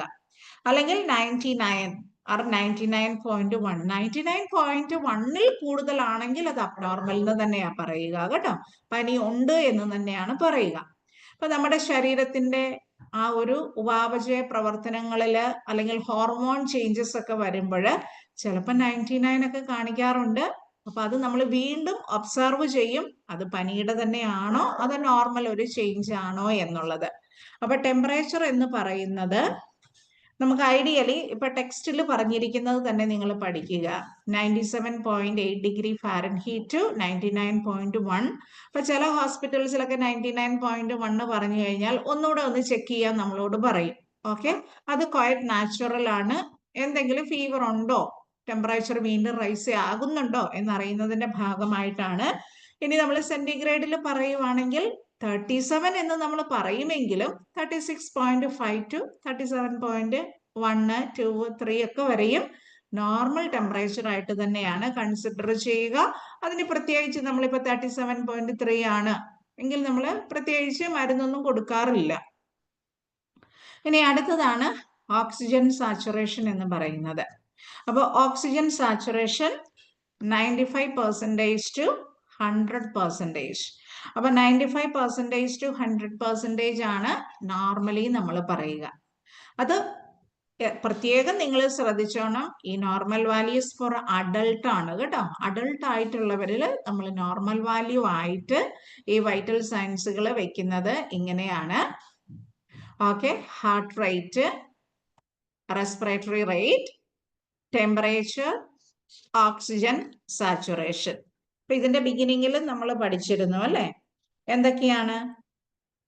Body temperature, pulse rate, respiratory rate, oxygen saturation, ഈ 4 പ്ലസ് ബി പിയുടെ നോർമൽ വാല്യൂ നിങ്ങൾ പഠിക്കും. അപ്പൊ അതുകൊണ്ട് അതിവിടെ മെൻഷൻ ചെയ്യുന്നില്ല. ഈ 5 കാര്യങ്ങളും വൈറ്റൽ സയൻസ് ചെക്ക് ചെയ്യാൻ പറയുന്ന സമയത്ത് നമ്മൾ ചെക്ക് ചെയ്യുന്നതാണ്. പേഷ്യന്റിന്റെ BP നോക്കി പറയും, ടെമ്പറേച്ചർ നോക്കും, പൾസ് നോക്കും, റെസ്പിറേഷൻസും നോക്കുന്നതായിരിക്കും. കൂടെ നമ്മൾ ഓക്സിജന്റെ ലെവലും കൂടെ നോക്കും. Common vital parameters and their measurement. ഇനി എന്തൊക്കെയാണ് പ്രധാനപ്പെട്ട വൈറ്റൽ ആയിട്ടുള്ള പാരാമീറ്റേഴ്സ് എന്നും അതിന്റെ മെഷർമെന്റ് എങ്ങനെയാണ് എന്നുള്ളതുമാണ് നെക്സ്റ്റ് നമ്മൾ പഠിക്കുന്നത്. ഒന്നാമത് നമ്മൾ ബോഡി ടെമ്പറേച്ചർ മെഷർ ചെയ്യുന്നത്. അപ്പൊ ഞാനിവിടെ ലെക്ചർ മെത്തേഡിൽ നിങ്ങൾക്ക് വിവരിച്ചു തരാം. അപ്പൊ ഇവിടെ നിങ്ങൾ നോക്കിക്കേ, ബോഡി ടെമ്പറേച്ചറിനെ അഫക്റ്റ് ചെയ്യുന്ന ഘടകങ്ങൾ എന്തൊക്കെയാണ്? What are the factors affecting body temperature? Okay, first being hot or called environment. ഇപ്പൊ നമുക്ക് ചിലപ്പം ബോഡി ടെമ്പറേച്ചറിൽ വളരെ താഴ്ന്ന നിലയിലേക്ക് പോകാം, അല്ലെങ്കിൽ ഉയർന്നു പോകാം. അപ്പൊ നമ്മുടെ എൻവയോൺമെന്റ് അല്ലെങ്കിൽ ചുറ്റുപാടിന്റെ താപനിലയെ ആശ്രയിച്ചും, ചിലപ്പോൾ നമ്മൾ നല്ല മഴയൊക്കെ ആണെങ്കിൽ പറയില്ലേ, കൈയും കാലും ഒക്കെ ഭയങ്കര തണുത്തിരിക്കുന്നു, അതിന്റെ അർത്ഥം നമ്മുടെ ബോഡി ടെമ്പറേച്ചർ കുറച്ച് ലോ ആണ്, എന്നിട്ട് അത് അബ്നോർമൽ ആകണമെന്ന് നിർബന്ധമില്ല. ഇനി ചിലപ്പോൾ നമ്മൾ പറയും ഭയങ്കര ഉഷ്ണാണ്, ചൂടാണ്, അല്ലെങ്കിൽ ഹോർമോൺ ചേഞ്ച് ആണ്. അപ്പൊ നോക്കുമ്പോൾ കറക്റ്റ് നമുക്ക് 36.5 ഒന്നും ആയിരിക്കില്ല കിട്ടുക, ചിലപ്പോൾ 37 37.1 ഒക്കെ കിട്ടും. അത് നമ്മൾ അബ്നോർമൽ ആയിട്ട് കൺസിഡർ ചെയ്യാറില്ല. അപ്പൊ ഇതിൻ്റെ അകത്ത് നമ്മൾ പറയുന്നത്, ഒന്ന് being in A hot or called environment, രണ്ടാമത്തത് എക്സസൈസ്, മൂന്നാമത്തത് eating hot or called foods and beverages. അതുപോലെ തണുത്ത ആഹാരങ്ങള്, ചൂടായിട്ടുള്ള ഭക്ഷണ പദാർത്ഥങ്ങളൊക്കെ കഴിച്ചിട്ട് നമ്മൾ വായി വെച്ച് തെർമോമീറ്റർ വെച്ചിട്ട് ടെമ്പറേച്ചർ എടുത്തു കഴിഞ്ഞാൽ പനി കാണിക്കും. ഒബ്വിയസ്ലി നമുക്ക് നോർമലിനേക്കാളും കൂടുതലായിട്ട് കാണിക്കും. ഇനി അതുപോലെ തന്നെ സ്ട്രോങ് ഇമോഷൻസ് ലൈക്ക് സ്ട്രെസ്, ശരീരത്തിൽ എന്തെങ്കിലും ഇൻഫെക്ഷൻസ് ഉണ്ടെങ്കിൽ, ഡീഹൈഡ്രേഷൻ ഉണ്ടെങ്കിൽ, ഹോർമോണൽ ചേഞ്ചസ് ലൈക്ക് മെൻസ്ട്രുവേഷൻസ്, ഇങ്ങനെയുള്ള സമയത്തൊക്കെ നമ്മുടെ ശരീരത്തിന്റെ താപനിലയിൽ വ്യത്യാസം ഉണ്ടാവാം. അപ്പൊ എന്തൊക്കെ കാര്യങ്ങളാ? ഒന്ന് എക്സസൈസ്, രണ്ടാമത്തത് eating hot or called foods, മൂന്നാമത് അതുപോലെ എന്തെങ്കിലും ഡ്രിങ്ക്സ് ആയാലും മതി, തണുത്തതോ ചൂടുള്ളതോ ആയിട്ടുള്ള. Next strong emotions like stress, അല്ലെ? സ്ട്രെസ് ഒക്കെ വരുമ്പോൾ നമ്മുടെ നെഞ്ച് പടപടാ ഇടിക്കും, അല്ലെ? അപ്പൊ അതിന്റെ കൂടെ തന്നെ ടെമ്പറേച്ചറിലും വ്യതിയാനം ഉണ്ടാവും. ഇനി നമ്മുടെ ശരീരത്തിൽ ഏതെങ്കിലും തരത്തിലുള്ള ഇൻഫെക്ഷൻസ് ഉണ്ടെങ്കിൽ അതിന്റെ ഫസ്റ്റ് സിംറ്റം എന്തായിരിക്കും? പനി ഉണ്ട് എന്നുള്ള സൂചനയായിരിക്കും ലഭിക്കുക. ഇപ്പൊ വൈറൽ ഫീവർ വന്നു, കൊറോണ വന്നു, അല്ലെ? ടോൺസിലൈറ്റിസ് വന്നു, ബ്രോങ്കൈറ്റിസ് വരാം. അപ്പൊ അങ്ങനെയൊക്കെ ആദ്യം നമ്മൾ കാണപ്പെടുന്ന ലക്ഷണങ്ങൾ എന്ന് പറയുന്നത് എന്തായിരിക്കാം? പനിയായിരിക്കാം, ശരീരത്തിന്റെ ടെമ്പറേച്ചറിലുള്ള വ്യത്യാസമായിരിക്കാം. അപ്പൊ ഇൻഫെക്ഷൻസ് വരുമ്പോഴും ബോഡി ടെമ്പറേച്ചറിനെ എഫക്ട് ചെയ്യും. അടുത്തതാണ് ഡീഹൈഡ്രേഷൻ. ഡീഹൈഡ്രേഷന്റെ മീനിങ് എന്താണ്? ഹൈഡ്രേഷൻ ഡൗൺ ആയി എന്നാണ്, അല്ലെ? നിർജ്ജലീകരണം എന്ന് പറയുന്ന അവസ്ഥ. ഇനി hormonal changes. Abnormalities in body temperature are called hyperthermia, means elevated body temperature. ഇനി നമ്മൾ ബോഡി ടെമ്പറേച്ചറിന്റെ അബ്നോർമാലിറ്റീസിനെ കുറിച്ചാണ് പഠിക്കുക. അത് രണ്ടും ഒന്ന് അടയാളപ്പെടുത്തണം. ഹൈപ്പർതെർമിയ എന്ന് പറഞ്ഞു കഴിഞ്ഞാൽ means elevated body temperature. Body temperature കൂടുന്ന ടെമ്പറേച്ചറിൽ വരുന്ന ഒരു അബ്നോർമാലിറ്റി ആണ് ഹൈപ്പർതെർമിയ എന്ന് പറയുക. So what is the meaning of hyper? Hyper എന്ന് പറഞ്ഞു കഴിഞ്ഞാൽ ഇൻക്രീസ്ഡ് എന്നുള്ള അർത്ഥമാണ്. തെർമിയ എന്തിനെയാ സൂചിപ്പിക്കുക? ടെമ്പറേച്ചർ. അപ്പൊ ടെമ്പറേച്ചർ ഇൻക്രീസ് ആയി എന്നുള്ളതാണ് നമ്മൾ അതുകൊണ്ട് അർത്ഥമാക്കുന്നത്. ഇനി നെക്സ്റ്റ് ആണ് ഹൈപ്പോതെർമിയ. അതും അണ്ടർലൈൻ ചെയ്യുക. Is decreased body temperature. Body temperature താഴോട്ടായി എന്നുള്ളതാണ് ഹൈപ്പോതെർമിയ എന്നതുകൊണ്ട് സൂചിപ്പിക്കുന്നത്. അപ്പൊ അബ്നോർമാലിറ്റീസ് ഇൻ ബോഡി ടെമ്പറേച്ചർ ആണ് ഒന്ന് ഹൈപ്പർതെർമിയ, അതുപോലെ തന്നെ ഹൈപ്പോതെർമിയ. രണ്ടും എന്താണ്? ബോഡി ടെമ്പറേച്ചറിന്റെ അബ്നോർമാലിറ്റി, ശരീരത്തിന്റെ താപനിലയിലുള്ള അസാധാരണമായിട്ടുള്ള അല്ലെങ്കിൽ അബ്നോർമാലിറ്റീസ് ആണ്. ഒന്ന് ഹൈപ്പർ തെർമിയായും രണ്ടാമത്തത് എന്താണ് ഹൈപ്പോതെർമിയായും. അതിൽ ഹൈപ്പർ തെർമിയ മീൻസ് വാട്ട്, അതിവിടെ പറയുന്നുണ്ട്, means elevated body temperature, body temperature കൂടുതലാകുന്ന അവസ്ഥ. ഹൈപ്പോതെർമിയ എന്ന് പറഞ്ഞു കഴിഞ്ഞാൽ ബോഡി ടെമ്പറേച്ചർ കുറവായിട്ടുള്ള അവസ്ഥ. ഇനി അടുത്തത് നമ്മൾ പഠിക്കുന്നത് റെസ്പിറേറ്ററി റേറ്റുമായി അനുബന്ധിച്ചിട്ടുള്ള അബ്നോർമാലിറ്റീസ് ആണ്. അപ്പൊ ഇവിടെയും നിങ്ങൾക്ക് കുറെ പോയിന്റുകളൊക്കെ പഠിക്കാനായിട്ടുണ്ട്. ഇപ്പൊ റെസ്പിറേറ്ററി റേറ്റില് എന്തൊക്കെയാണെന്ന് നോക്കിക്കേ. നമ്മൾ ശ്വസന നിരക്ക് ഒരു മിനിറ്റിൽ എത്ര എന്നുള്ളതാണ് റെസ്പിറേറ്ററി റേറ്റ് എന്നതുകൊണ്ട് സൂചിപ്പിക്കുന്നത്. അപ്പൊ ഇവിടെയും നമുക്ക് ബ്രഡിപ്നിയ, ടക്കിപ്നിയ എന്നുള്ള പദങ്ങള് അബ്നോർമാലിറ്റീസ് ഇൻ റെസ്പിറേറ്ററി റേറ്റ് തന്നെയാണ്. അതിൽ ബ്രാഡിപ്നിയ എന്ന് പറഞ്ഞു കഴിഞ്ഞാൽ സ്ലോ ബ്രീത്തിങ് ആണ്, പതുക്കെ ബ്രീത്ത് ചെയ്യുന്നു. അതായത് ഒരു മിനിറ്റില് ബ്രീത്ത് എടുക്കുന്നത് എത്രയിൽ താഴെ ആയിരിക്കും? 12ൽ കുറവായിരിക്കും. അപ്പൊ നമ്മള് ഒരിക്കലും എണ്ണാറില്ല നമ്മൾ മിനിറ്റിൽ എത്രമാത്രം ബ്രീത്ത് എടുക്കുന്നു എന്നുള്ളത്, അല്ലെ? അപ്പൊ ഒരു മിനിറ്റിൽ 12ൽ താഴെ ബ്രീത്തിങ് ആണ് എങ്കിൽ അതിനെ എന്തെന്നാ പറയുക? ബ്രാഡിപ്നിയ എന്നാണ് പറയുക. ബ്രാഡി എന്ന് പറഞ്ഞാൽ സ്ലോ ആണ് അർത്ഥം കേട്ടോ. ബ്രാഡിപ്നിയ, സ്ലോ ബ്രീത്തിങ്. അടുത്തത് ടക്കിപ്നിയ എന്ന് പറഞ്ഞു കഴിഞ്ഞാൽ എന്താണ്? ജസ്റ്റ് ഓപ്പോസിറ്റ് ഓർത്താൽ മതി. ടക്കി ഫാസ്റ്റ് ആണ്, അപ്പൊ ഫാസ്റ്റ് ബ്രീത്തിങ്. അപ്പൊ എത്രയും കൂടുതലാണ്? 20ൽ കൂടുതലായിരിക്കും. 12 ബ്രെത്ത് പെർ മിനിറ്റിൽ കൂടുതലായിരിക്കും. അതായത് റാപ്പിഡ് ബ്രീത്തിങ് ആയിരിക്കും. ഇനി ഡിസ്നിയ എന്ന് പറഞ്ഞു കഴിഞ്ഞാൽ എന്താണ്? Difficulty in breathing. ബ്രീത്തിങ് എടുക്കുന്നതിന് ഡിഫിക്കൽറ്റി വരുന്ന അവസ്ഥയാണ് ഡിസ്നിയ എന്ന് പറയുന്നത്. അപ്പൊ ഇതെല്ലാം നമുക്ക് വൺ വേർഡ് ആയിട്ടൊക്കെ ചോദിക്കാം കേട്ടോ. അപ്പൊ ബ്രാഡിപ്നിയ എന്ന് പറഞ്ഞു കഴിഞ്ഞാൽ സ്ലോ ബ്രീത്തിങ്. സ്ലോ ബ്രീത്തിങ്ങിന് ബ്രാഡിപ്നിയ എന്ന് പറയുമ്പോൾ 12 ബ്രെത്ത് പെർ മിനിറ്റ് എന്നുള്ളത് 12ൽ കുറവായിരിക്കും. ടക്കിപ്നിയ എന്ന് പറയുമ്പോൾ 20ൽ കൂടുതലായിരിക്കും. അത് 21, 22, സാധാരണ 22, 24, 26 ഇങ്ങനെയാണ് നമ്മൾ ബ്രീത്തിങ് കൗണ്ടിങ് ഈസി ആക്കി നമ്മൾ പറയുന്നത്. അപ്പൊ അതുപോലെ നമുക്കിപ്പോ 26ലൊക്കെ കൂടുതലാണെങ്കിൽ ഓക്സിജൻ ലെവലും കൂടെ അബ്നോർമാലിറ്റീസ് ആണെങ്കിൽ നമുക്ക് ഓക്സിജൻ ലെവലൊക്കെ കൂടുതലാണെങ്കിൽ രോഗിക്ക് ഓക്സിജൻ ഒക്കെ വെച്ചു കൊടുക്കണം കേട്ടോ. ഇപ്പൊ 20 എന്നുള്ളത് 22 ആയി കഴിഞ്ഞാൽ അത് ടക്കിപ്നിയ ആണ്. പക്ഷെ ചിലപ്പോൾ നമുക്ക് രോഗിക്ക് ട്രീറ്റ്മെന്റ് ഒന്നും ആവശ്യം വേണ്ടി വരില്ല. ഡിസ്നിയ എന്ന് പറയുന്നത് ഡിഫിക്കൽട്ടി ഇൻ ബ്രീത്തിങ്. 3 ടേമും അറിയുക. ഹൈപ്പർ തെർമിയ, ഹൈപ്പോതെർമിയ എന്താണെന്ന് അറിയുക. Normal values of heart rate, respiratory rate, temperature, oxygen saturation. The respiratory center is in the brainstem, particularly in the medulla oblongata. Regulates breathing. Underline ചെയ്തിട്ട് എവിടെയാണ് നമ്മുടെ respiratory centre എന്ന് പറയുന്നത്?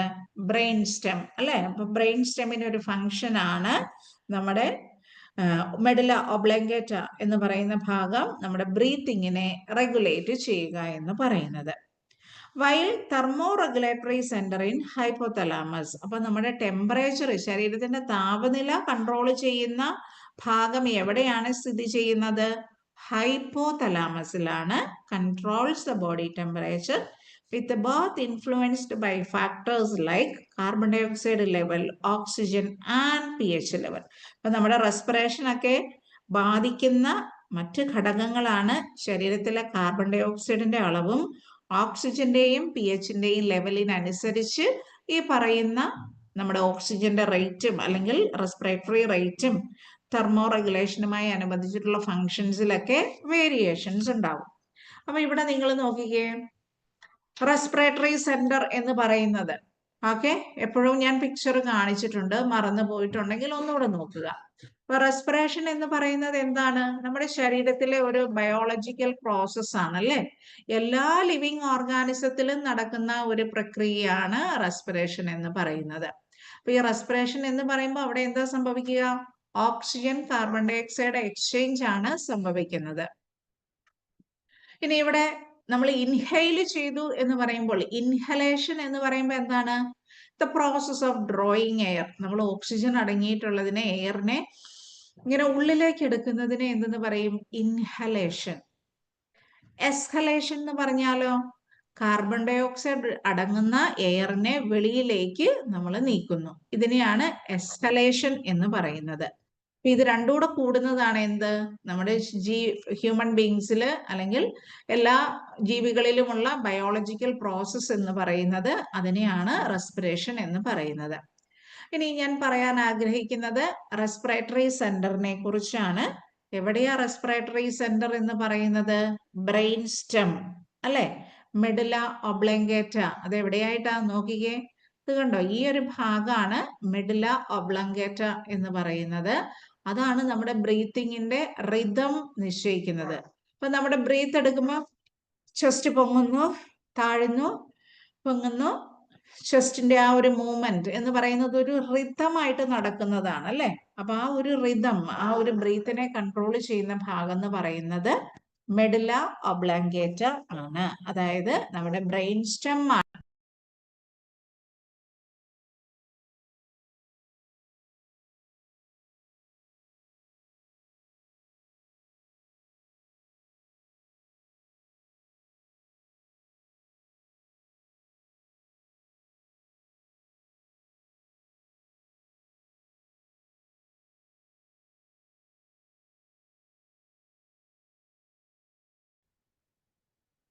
ഇനി നമ്മുടെ റെസ്പിറേഷനെ, ശ്വസന നിരക്കിനെ ബാധിക്കുന്ന മറ്റ് ഘടകങ്ങൾ എന്തൊക്കെയാണെന്ന് നിങ്ങൾ ചിന്തിച്ചിട്ടുണ്ടോ?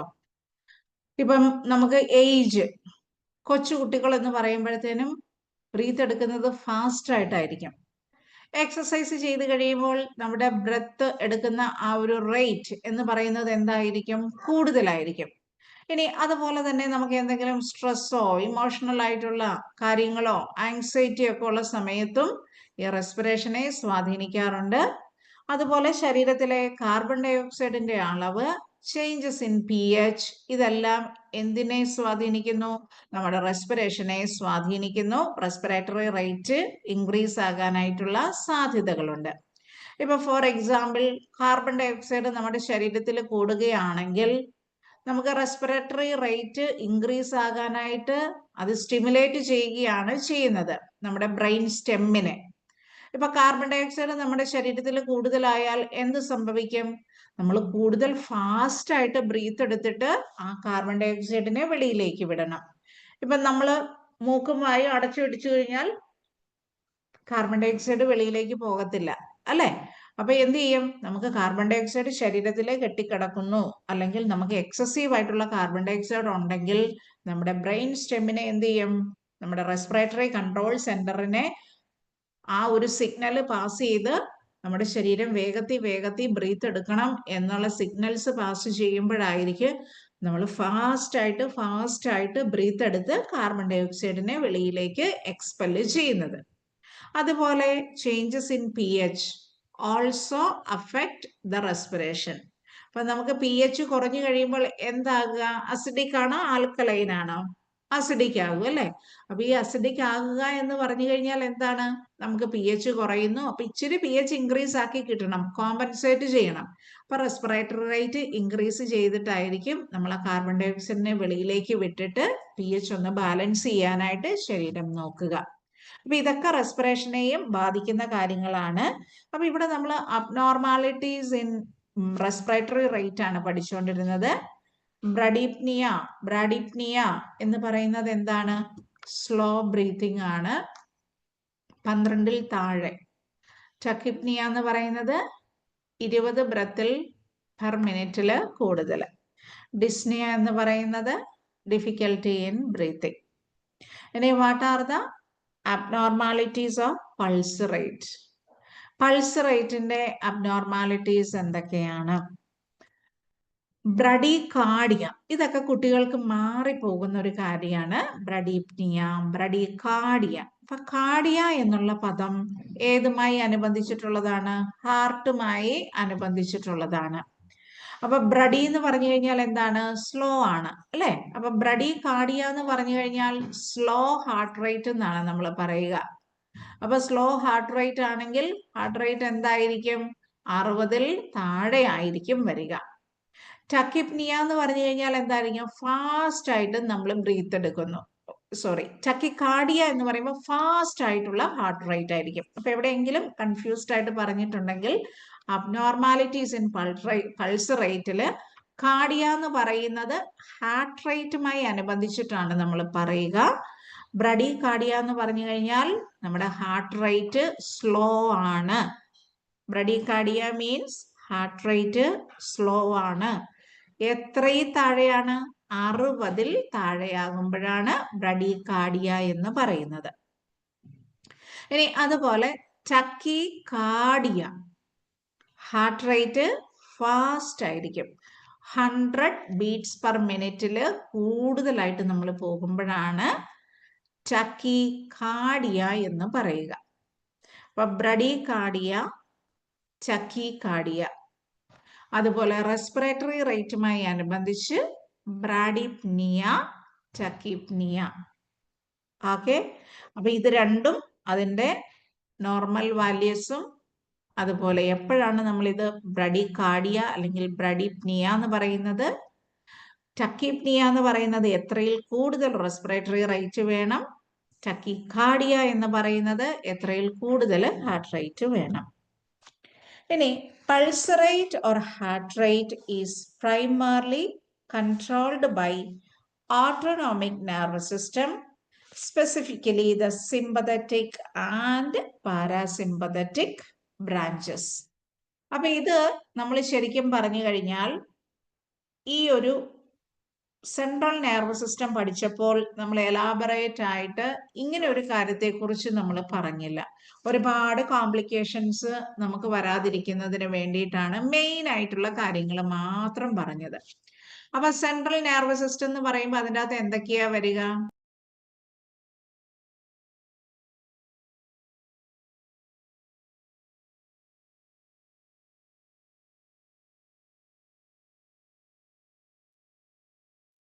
ബ്രെയിനും സ്പൈനൽ കോഡുമായിരിക്കും വരിക.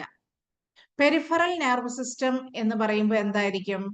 Every part of the nervous system that is not your brain and spinal cord. നമ്മുടെ ബ്രെയിനും സ്പൈനൽ കോഡും അല്ലാത്ത മറ്റ് ഭാഗങ്ങൾ വരുന്നതാണ് പെരിഫറൽ നെർവസ് സിസ്റ്റം എന്ന് പറയുന്നത്.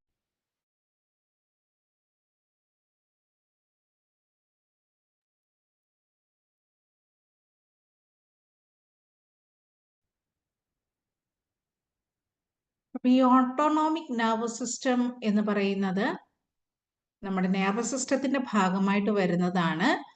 Connect your brain to most of your internal organs. നമ്മുടെ ആന്തരികമായിട്ടുള്ള അവയവങ്ങളുമായി കണക്ട് ചെയ്യുന്നതാണ് എന്ത്?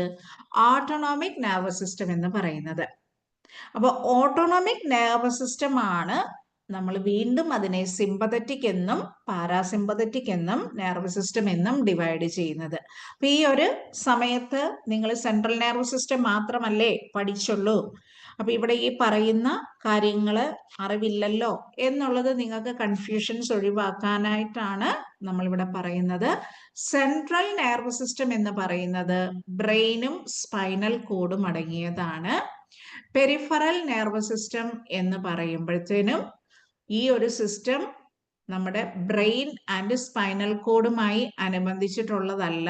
It includes every part of the nervous system that is in your brain or spinal cord. അപ്പൊ നമ്മുടെ നാഡീവ്യൂഹവുമായി അനുബന്ധിച്ചിട്ടുള്ളതാണ്, ബട്ട് ബ്രെയിനും സ്പൈനൽ കോഡും അല്ല. അതാണ് നമ്മുടെ പെരിഫറൽ നെർവസ് സിസ്റ്റത്തിൽ വരിക. പക്ഷെ സെൻട്രൽ നെർവസ് സിസ്റ്റത്തിൽ ബ്രെയിനും സ്പൈനൽ കോഡും ആയിരിക്കും അടങ്ങിയിരിക്കുന്നത്. ഇത് കൂടാതെ നമ്മുടെ തന്നെ ശരീരത്തിലെ നെർവസ് സിസ്റ്റം ഇന്റേണൽ ഓർഗൻസുമായിട്ട് കണക്ട് ചെയ്തിരിക്കുന്നതാണ് ഓട്ടോണോമിക് നെർവസ് സിസ്റ്റം എന്ന് പറയുന്നത്. അപ്പൊ ഈ ഓട്ടോണോമിക് നെർവസ് സിസ്റ്റം ഡിവൈഡ് ചെയ്തിട്ടാണ് എന്തെന്ന് പറയുക? സിമ്പതറ്റിക്കും പാരാസിമ്പതറ്റിക്കും ആകുന്നത്. കാരണം ഈ രണ്ട് വേർഡുകളും നിങ്ങൾക്ക് പരിചയമല്ലാത്തത് കൊണ്ടാണ് ഇത് രണ്ടും ഞാൻ ഇവിടെ എടുത്തു പറയുന്നത്. സിമ്പതറ്റിക് നെർവസ് സിസ്റ്റം എന്ന് പറയുന്നതും പാരാസിമ്പതറ്റിക് നെർവസ് സിസ്റ്റം എന്ന് പറയുന്നതും നമ്മുടെ ശരീരത്തിലെ ഓട്ടോണോമിക് നെർവസ് സിസ്റ്റവുമായി അനുബന്ധിച്ചതാണ്. അപ്പൊ ഈ ഓട്ടോണോമിക് നെർവ് സിസ്റ്റം എന്ന് പറയുന്നത് നമ്മുടെ നെർവ് സിസ്റ്റവുമായി അനുബന്ധിച്ചിട്ടുള്ളത് തന്നെയാണ്. that connect your brain to most of the internal organs. നമ്മുടെ ശരീരത്തിലെ ആന്തരികമായിട്ടുള്ള അവയവങ്ങളും ബ്രെയിനും തമ്മിലുള്ള ഒരു കണക്ഷൻ ആണ് ഓട്ടോണോമിക് നെർവ് സിസ്റ്റത്തിലൂടെ സംഭവിക്കുന്നത്. ആ ഓട്ടോണോമിക് നെർവ് സിസ്റ്റത്തിനെയാണ് നമ്മൾ സിമ്പതറ്റിക് എന്നും പാരാസിമ്പതറ്റിക് എന്നും ഡിവൈഡ് ചെയ്തിരിക്കുന്നത്. അപ്പൊ അതിൽ സിമ്പതറ്റിക് നെർവ് സിസ്റ്റവും പാരാസിമ്പതറ്റിക് നെർവ് സിസ്റ്റത്തിനെ കുറിച്ച് നമ്മൾ ഇവിടെ പറഞ്ഞിട്ടുണ്ട്. അപ്പൊ അത് നിങ്ങൾക്കൊരു ഡൗട്ടായിട്ട് നിലനിൽക്കണ്ട. അപ്പൊ നോക്കിക്കോളൂ, pulse rate, heart rate are primarily controlled by autonomic nerve system. അപ്പൊ ഈ ഓട്ടോണോമിക് നെർവ് സിസ്റ്റം എന്ന് പറയുന്നത് എന്താണ്? നമ്മുടെ ഇന്റേണൽ ഓർഗൻസ്, ആന്തരിക അവയവങ്ങളുമായി അനുബന്ധിച്ചിട്ട് നമ്മുടെ ബ്രെയിനുമായിട്ട് കണക്ട് ചെയ്യുന്ന നെർവ് സിസ്റ്റത്തിന്റെ ഭാഗമാണ്. അപ്പോൾ ഈ ഒരു പോയിന്റിലേക്ക് ഞാൻ വീണ്ടും വരികയാണ്. പൾസ് റേറ്റ്, ഹാർട്ട് റേറ്റ് ഇതൊക്കെ കൺട്രോൾ ചെയ്യുന്നത് നമ്മുടെ ഇന്റേണൽ ഓർഗൻ അല്ലേ ഹാർട്ട് എന്ന് പറയുന്നത്. അപ്പൊ അതുകൊണ്ട് ഇതൊക്കെ നമ്മുടെ ഇന്റേണൽ ഓർഗൻസുമായി അനുബന്ധിച്ചിട്ടുള്ളതാണ്. അപ്പൊ ഇതെല്ലാം ഓട്ടോണോമിക് നെർവ് സിസ്റ്റം ആണ് നിയന്ത്രിക്കുന്നത്, നമ്മുടെ പൾസ് റേറ്റ്, ഹാർട്ട് റേറ്റ് എന്നൊക്കെ പറയുന്നത്. Especially the sympathetic and parasympathetic branches. അപ്പൊ അതിൽ സിമ്പതറ്റിക് നെർവ് സിസ്റ്റത്തിനും പാരാസിമ്പതറ്റിക് നെർവ് സിസ്റ്റത്തിനും രണ്ടും ഓപ്പോസിറ്റ് ആക്ഷൻസ് ആണ് വരുന്നത്. അപ്പൊ ഈ ഒരു ഇന്റേണൽ ഓർഗൻസിനെയൊക്കെ നിയന്ത്രിക്കുന്നതുമായി അനുബന്ധിച്ച് ഓട്ടോണോമിക് നെർവ് സിസ്റ്റത്തിന് പ്രധാന പങ്കാണുള്ളത്. ഇനി അടുത്തത് നമ്മൾ പഠിക്കാൻ പോകുന്നത് procedure for measuring oral temperature. എങ്ങനെയാണ് നമ്മൾ വായിൽ വെച്ച് ഒരു രോഗിക്ക് അല്ലെങ്കിൽ ഒരു വ്യക്തിയുടെ ടെമ്പറേച്ചർ മെഷർ ചെയ്യുന്നത്? Using A mercury thermometer and A pulse and respiration. അപ്പൊ മെർക്കുറി തെർമോമീറ്റർ ഉപയോഗിച്ച് ടെമ്പറേച്ചറും അതോടൊപ്പം പൾസും റെസ്പിറേഷനും എങ്ങനെയാണ് മെഷർ ചെയ്യുന്നത് എന്നുള്ളതാണ് നമ്മളിവിടെ പറയുക. അപ്പൊ ഈ പൾസ്, ടെമ്പറേച്ചർ, റെസ്പിറേഷൻ ഒക്കെ നമ്മൾ മോണിറ്റർ ചെയ്യുന്നതിനെ ചുരുക്ക രൂപത്തിൽ നമ്മൾ പറയും TPR മോണിറ്ററിംഗ് എന്ന് പറയും. ടെമ്പറേച്ചർ, പൾസ്, റെസ്പിറേഷൻ മോണിറ്ററിങ്ങിനെയാണ് TPR മോണിറ്ററിംഗ് എന്ന് പറയുക. ചിലപ്പോഴൊക്കെ നമ്മൾ വർക്ക് ചെയ്യുന്ന സമയത്ത് നമ്മളോട് പറയും വൈറ്റൽ സയൻസ് ചെക്ക് ചെയ്യൂ എന്ന് പറയും. ചിലപ്പോൾ പറയും TPR ഒന്ന് ചെക്ക് ചെയ്യാവോ എന്ന് ചോദിക്കും. അപ്പൊ TPRന്റെ അകത്ത് എന്തൊക്കെയുണ്ട്? Temperature, pulse, respiration. ഇനി ഒരു ടെമ്പറേച്ചർ, പൾസ്, റെസ്പിറേഷൻ നമുക്ക് മോണിറ്റർ ചെയ്യണമെന്നുണ്ടെങ്കിൽ എന്തൊക്കെ ആർട്ടിക്കിൾസ് ആണ് ആവശ്യമായിരിക്കുന്നത്? ഒന്നാമത് മെർക്കുറി തെർമോമീറ്റർ. ഇപ്പൊ നമ്മൾ മെർക്കുറി തെർമോമീറ്റർ ഉപയോഗിച്ചുകൊണ്ടാണ് ടെമ്പറേച്ചർ മെഷർ ചെയ്യുന്നത് എങ്കിൽ മെർക്കുറി തെർമോമീറ്റർ ആണ് വേണ്ടത്. ചിലർ ഡിജിറ്റൽ തെർമോമീറ്ററും യൂസ് ചെയ്യുന്നുണ്ട്. ഇനി കോട്ടൺ ബോൾസ്. നമുക്ക് വെറുതെ ആ ഒരു തെർമോമീറ്റർ മാത്രം പോരാ. കോട്ടൺ ബോൾസ് എന്തിനാണ്? നമുക്ക് ഈ തെർമോമീറ്ററിലൊക്കെ ക്ലീൻ ചെയ്യുന്നതിനായിട്ട് കോട്ടൺ ബോൾസ്. കോട്ടൺ ബോൾ എന്ന് പറഞ്ഞാൽ എന്താ? പഞ്ഞിയുടെ ഉരുട്ടി ബോൾ പോലെ ഇരിക്കുന്നത് നിങ്ങൾ കണ്ടിട്ടില്ലേ? അതിനെയാണ് കോട്ടൺ ബോൾസ് എന്ന് പറയുക. Next antiseptic solutions. അത് ക്ലീൻ ചെയ്യുന്നതിനായിട്ടുള്ള സൊല്യൂഷൻസ്. പണ്ടൊക്കെ നമ്മൾ ഡെറ്റോൾ ഡൈല്യൂട്ട് ചെയ്ത ഒരു സ്ട്രെങ്തിലുള്ളതായിരുന്നു യൂസ് ചെയ്യുന്നത്. ഇപ്പൊ നമുക്ക് വൈപ്സ് ആയിട്ട് ഇങ്ങനെ തുടയ്ക്കുന്ന വൈപ്പായിട്ട് അവൈലബിൾ ആണ്. ഇനി അതുപോലെ നമുക്ക് സമയം നോക്കണം. ആ സമയം നോക്കുന്നതുമായി അനുബന്ധിച്ച് എന്താണ്? Watch with second hand or timer. നമുക്ക് വാച്ച്, അത് സെക്കൻഡ് സൂചി ഉണ്ടായിരിക്കണം കേട്ടോ. And gloves also needed. അപ്പൊ നമ്മൾ ഇൻഫെക്റ്റഡ് ആയിട്ടുള്ള രോഗികളൊക്കെ ആണെങ്കിൽ ഗ്ലൗസും കൂടെ നമുക്ക് ആവശ്യമായിട്ട് വരും. അപ്പൊ ഇത് നമ്മൾ ഓരോ ഹോസ്പിറ്റലിന്റെയും പ്രോട്ടോകോൾസ് അനുസരിച്ച് തന്നെയാണ് ചെയ്യുക. ഓക്കെ, ചില സ്ഥലങ്ങളിൽ കമ്പൽസറി ആയിട്ട് ഗ്ലൗസ് എല്ലാ പേഷ്യൻസിനും വേണമെന്ന് പറയും. ചില സ്ഥലങ്ങളിൽ ഇൻഫെക്റ്റഡ് ആയിട്ടുള്ള രോഗികൾക്ക് മാത്രം മതി എന്ന് പറയും. അപ്പൊ എന്താണോ പ്രോട്ടോകോൾസ് നിങ്ങളൊരു ഹോസ്പിറ്റലിൽ ചെല്ലുമ്പോൾ അവിടെ പറഞ്ഞിരിക്കുന്ന കാര്യങ്ങളുമായി അനുബന്ധിച്ച് തന്നെ ചെയ്യുക. അപ്പൊ ഇനി ഒരു TPR ചെക്ക് ചെയ്യാൻ പറയുമ്പോൾ നമ്മൾ എന്തൊക്കെ കാര്യങ്ങളാണ് ട്രേ സെറ്റ് ചെയ്യേണ്ടത്?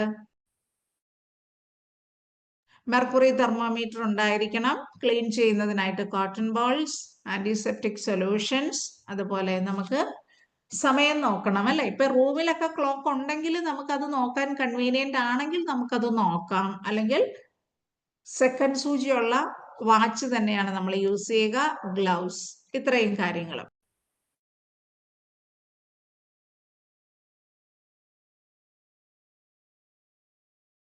Next, purpose of measuring TPR.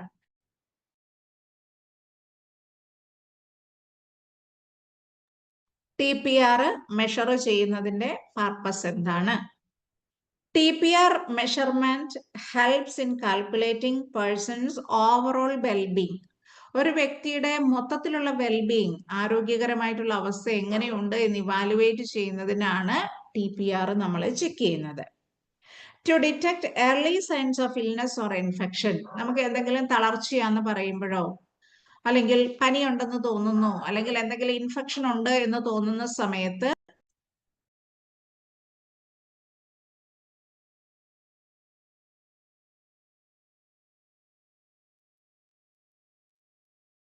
Okay, infections ഒക്കെ ഉണ്ട് എന്ന് പറയുന്ന സമയത്തും പനി നോക്കാറുണ്ട് അല്ലെ? അപ്പൊ ഇനി മൂന്നാമത്തെ കാര്യം എന്ന് പറയുന്നത് severe fever, extremely low pulse or difficulty in breathing may indicate medical emergency. ഇനി അതുപോലെ ഫീവർ ഉണ്ട്, പൾസ് റേറ്റ് ലോ ആണ്, ഡിഫിക്കൽട്ടി ഇൻ ബ്രീത്തിങ്, ഇതൊക്കെ നമ്മൾ എന്തായിട്ടാണ് കൺസിഡർ ചെയ്യുക? ഒരു മെഡിക്കൽ എമർജൻസി ആയിട്ടാണ് കൺസിഡർ ചെയ്യുക.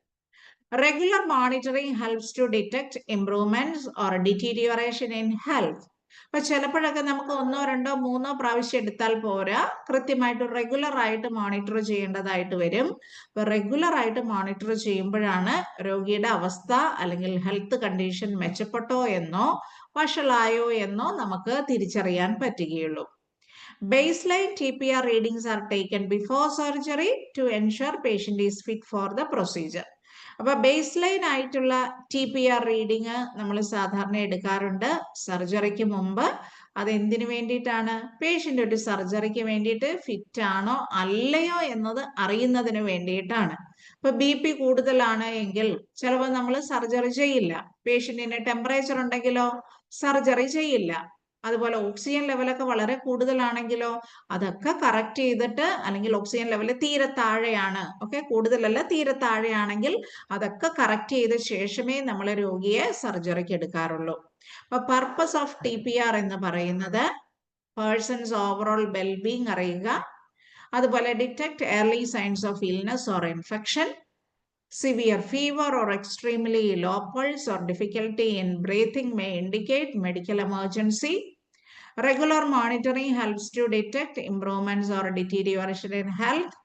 Baseline TPR readings are taken before surgery to ensure patient is fit for procedure. അപ്പോൾ വൈറ്റൽ സൈൻസിൽ എന്തെങ്കിലും വ്യത്യാസങ്ങളൊക്കെ ഉണ്ട് എങ്കിൽ ഒരു പക്ഷേ നമ്മൾ ആ പേഷ്യന്റിനെ അന്നത്തെ ദിവസം സർജറിക്ക് എടുക്കില്ല. അത് കറക്ഷൻസ് ഒക്കെ ചെയ്ത് പേഷ്യന്റ് ഓക്കെ ആയ ശേഷമാണ് സാധാരണ സർജറിക്ക് എടുക്കാറുള്ളത്.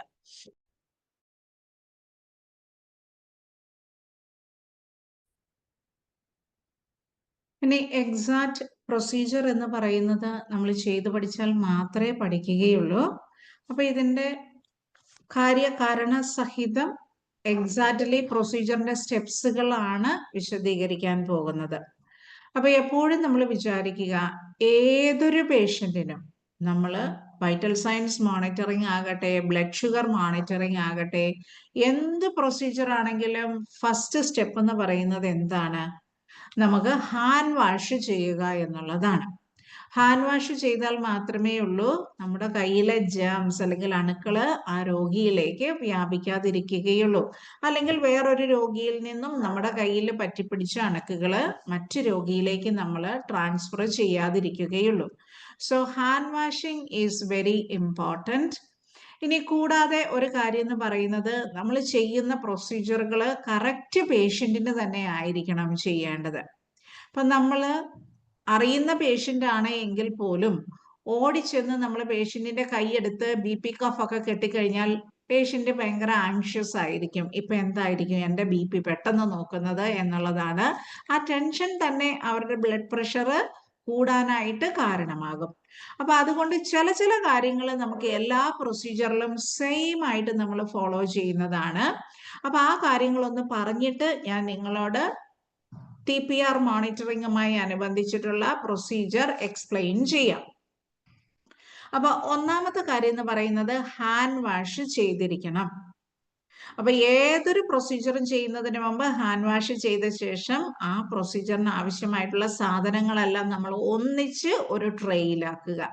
കാരണം നമ്മൾ പനി നോക്കാനായിട്ട് ടെമ്പറേച്ചർ പ്രോബ് വായിൽ വെച്ചപ്പോഴാണ് ഓർത്തത് എടുത്തു കഴിഞ്ഞാൽ തുടയ്ക്കാൻ കോട്ടൺ ഇല്ല. അപ്പൊ തെർമോമീറ്റർ വായിൽ വെച്ചിട്ട് പിന്നെ അത് എടുക്കാനായിട്ട് ഓടാൻ അനുവദനീയമല്ല. അതുകൊണ്ട് ആ ഒരു പ്രൊസീജിയർ സ്റ്റാർട്ട് ചെയ്ത് കഴിഞ്ഞാൽ അത് എൻഡാക്കി നമ്മൾ പേഷ്യന്റിനെ കംഫർട്ടബിൾ ആക്കി തിരിച്ചു പോരുക എന്നുള്ളതാണ് കറക്റ്റ് ആയിട്ട് നമ്മൾ ചെയ്യേണ്ട മെത്തേഡ് എന്ന് പറയുന്നത്. ഇനി നമ്മൾ ആരാണ്, എന്ത് പ്രൊസീജിയറിന് വന്നതാണ് എന്നുള്ളത് കൂടി രോഗിയോട് എക്സ്പ്ലെയിൻ ചെയ്തിരിക്കണം.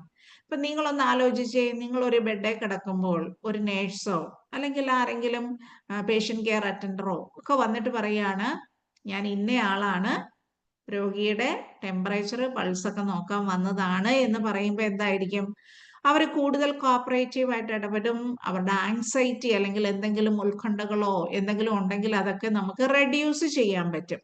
അപ്പൊ ഹാൻഡ് വാഷിംഗ് ഇമ്പോർട്ടൻ്റ് ആണ്. രണ്ടാമത്തെ കാര്യം, പേഷ്യന്റ് കറക്റ്റ് ആണോ എന്നുള്ളത് ഇമ്പോർട്ടൻ്റ് ആണ്. പേഷ്യന്റിനോട് നമ്മൾ വന്നത് എന്തിനു വേണ്ടിയിട്ടാണ് എന്നുള്ളത് വിശദീകരിച്ചു കൊടുക്കണം. അതുപോലെ നമ്മൾ ആരാണ് എന്ന് നമ്മളെ അറിയില്ല എങ്കിൽ അത് പറയണം. പിന്നെ അടുത്ത ഒരു കോമൺ ആയിട്ട് നമ്മൾ ചെയ്യുന്ന കാര്യമാണ് പേഷ്യന്റിന് പ്രൈവസി നൽകുക എന്നുള്ളത്. എങ്ങനെയാ നമ്മളൊരു രോഗിക്ക് പ്രൈവസി നൽകുക? കർട്ടൻസ് അടയ്ക്കേണ്ട സാഹചര്യമാണെങ്കിൽ കർട്ടൻസ് ഇട്ട് നമ്മളത് വേർതിരിക്കുക. റൂമിൻ്റെയൊക്കെ ഡോർ അടയ്ക്കാൻ പറ്റുന്നതാണെങ്കിൽ ഡോർ അടയ്ക്കുക. ഇങ്ങനെയൊക്കെയാണ് നമ്മൾ പേഷ്യന്റിന് പ്രൈവസി നൽകുക. അപ്പൊ എല്ലാ പ്രൊസീജിയറിനും ആവശ്യമായിട്ടുള്ള ആർട്ടിക്കിൾസ് റെഡി ആകുന്നത് കൊണ്ട് തന്നെ നമുക്ക് രോഗിക്ക് പ്രൈവസി നൽകി പ്രൊസീജിയർ എക്സ്പ്ലെയിൻ ചെയ്ത് കറക്റ്റ് ആയിട്ടുള്ള കംഫർട്ടബിൾ പൊസിഷനിൽ ഇരുത്തി പേഷ്യന്റിനോട് നമ്മൾ പർപ്പസ് എക്സ്പ്ലെയിൻ ചെയ്ത് നമുക്ക് ചെയ്യാവുന്നതാണ്. അപ്പൊ ഇങ്ങനെ നമ്മൾ ചെയ്യുമ്പോഴാണ് അത് കറക്റ്റ് ആയിട്ടുള്ള ഒരു മെത്തേഡ് ആകുന്നത്. പ്രാക്ടിക്കൽ ആസ്പെക്റ്റില് പല സാഹചര്യത്തിലും നമ്മൾ കാണാറുള്ളത് രോഗിക്ക് കൃത്യമായിട്ടുള്ള എക്സ്പ്ലനേഷൻ കൊടുക്കാറില്ല എന്നുള്ളതാണ്. അതുപോലെ തന്നെ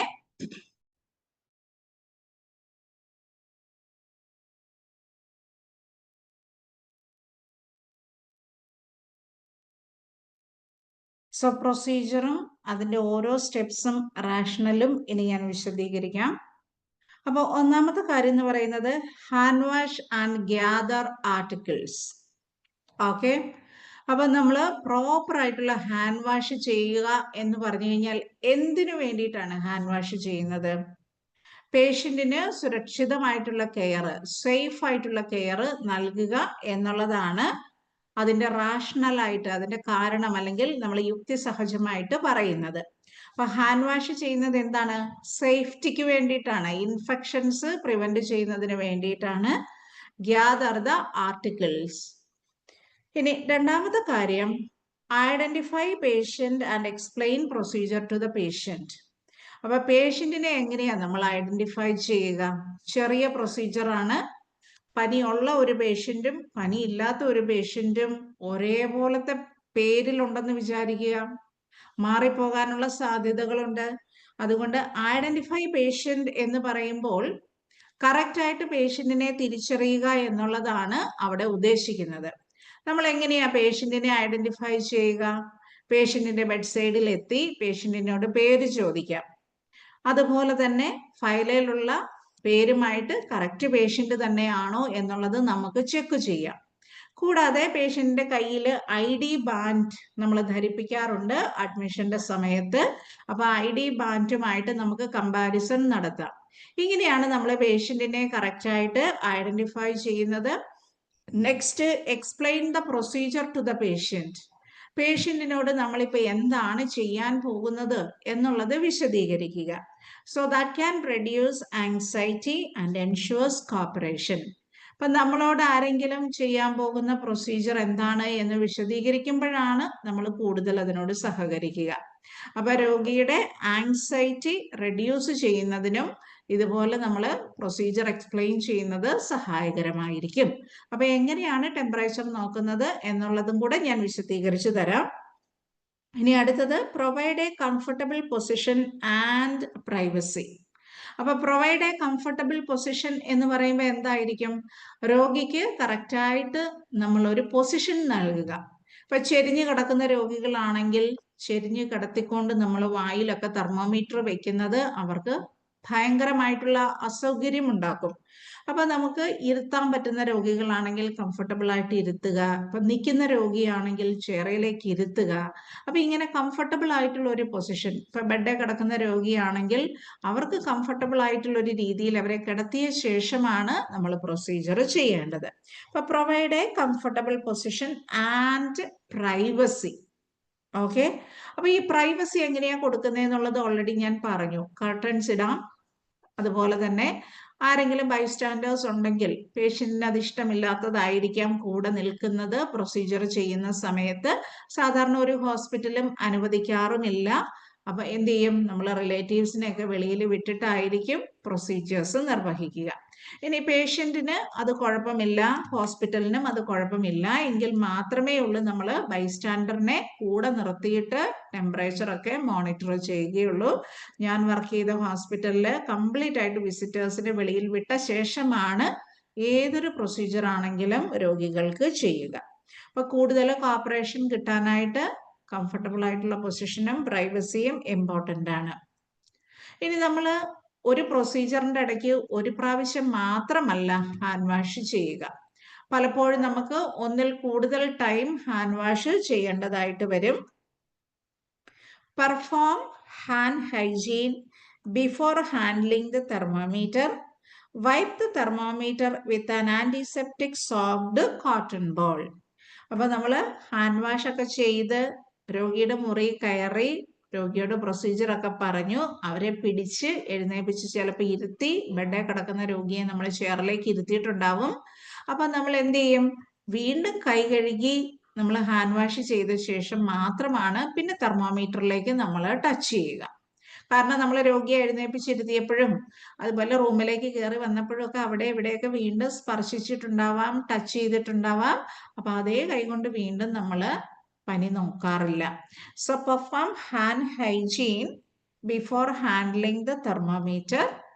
wipe the thermometer with antiseptic soft cotton ball. അപ്പൊ നമ്മൾ കോട്ടൺ ബോൾ എന്ന് പറയുന്നത് ക്ലീൻ ചെയ്യാനായിട്ട് എടുക്കുന്നതാണ്. അപ്പൊ സാധാരണ നമ്മൾ മൈക്രോ ഓർഗാനിസത്തിനെയൊക്കെ കില്ല് ചെയ്യാൻ പറ്റുന്ന ആന്റിസെപ്റ്റിക്കിൽ സോക്ക് ചെയ്ത കോട്ടൺ ബോൾ ഉപയോഗിച്ചുകൊണ്ട് തെർമോമീറ്റർ ക്ലീൻ ആക്കി, ക്ലീൻ ആയിട്ടുള്ള തെർമോമീറ്റർ ആണ് നമ്മൾ ഉപയോഗിക്കുന്നത് എന്ന് ഉറപ്പാക്കുക. So that ensures hygiene and prevent cross contamination.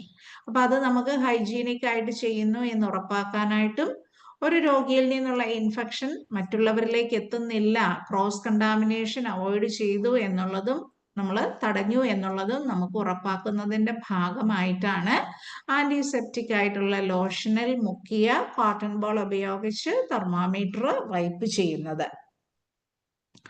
Hold the thermometer at the end and shake it down until the mercury level is below 35 degrees Celsius.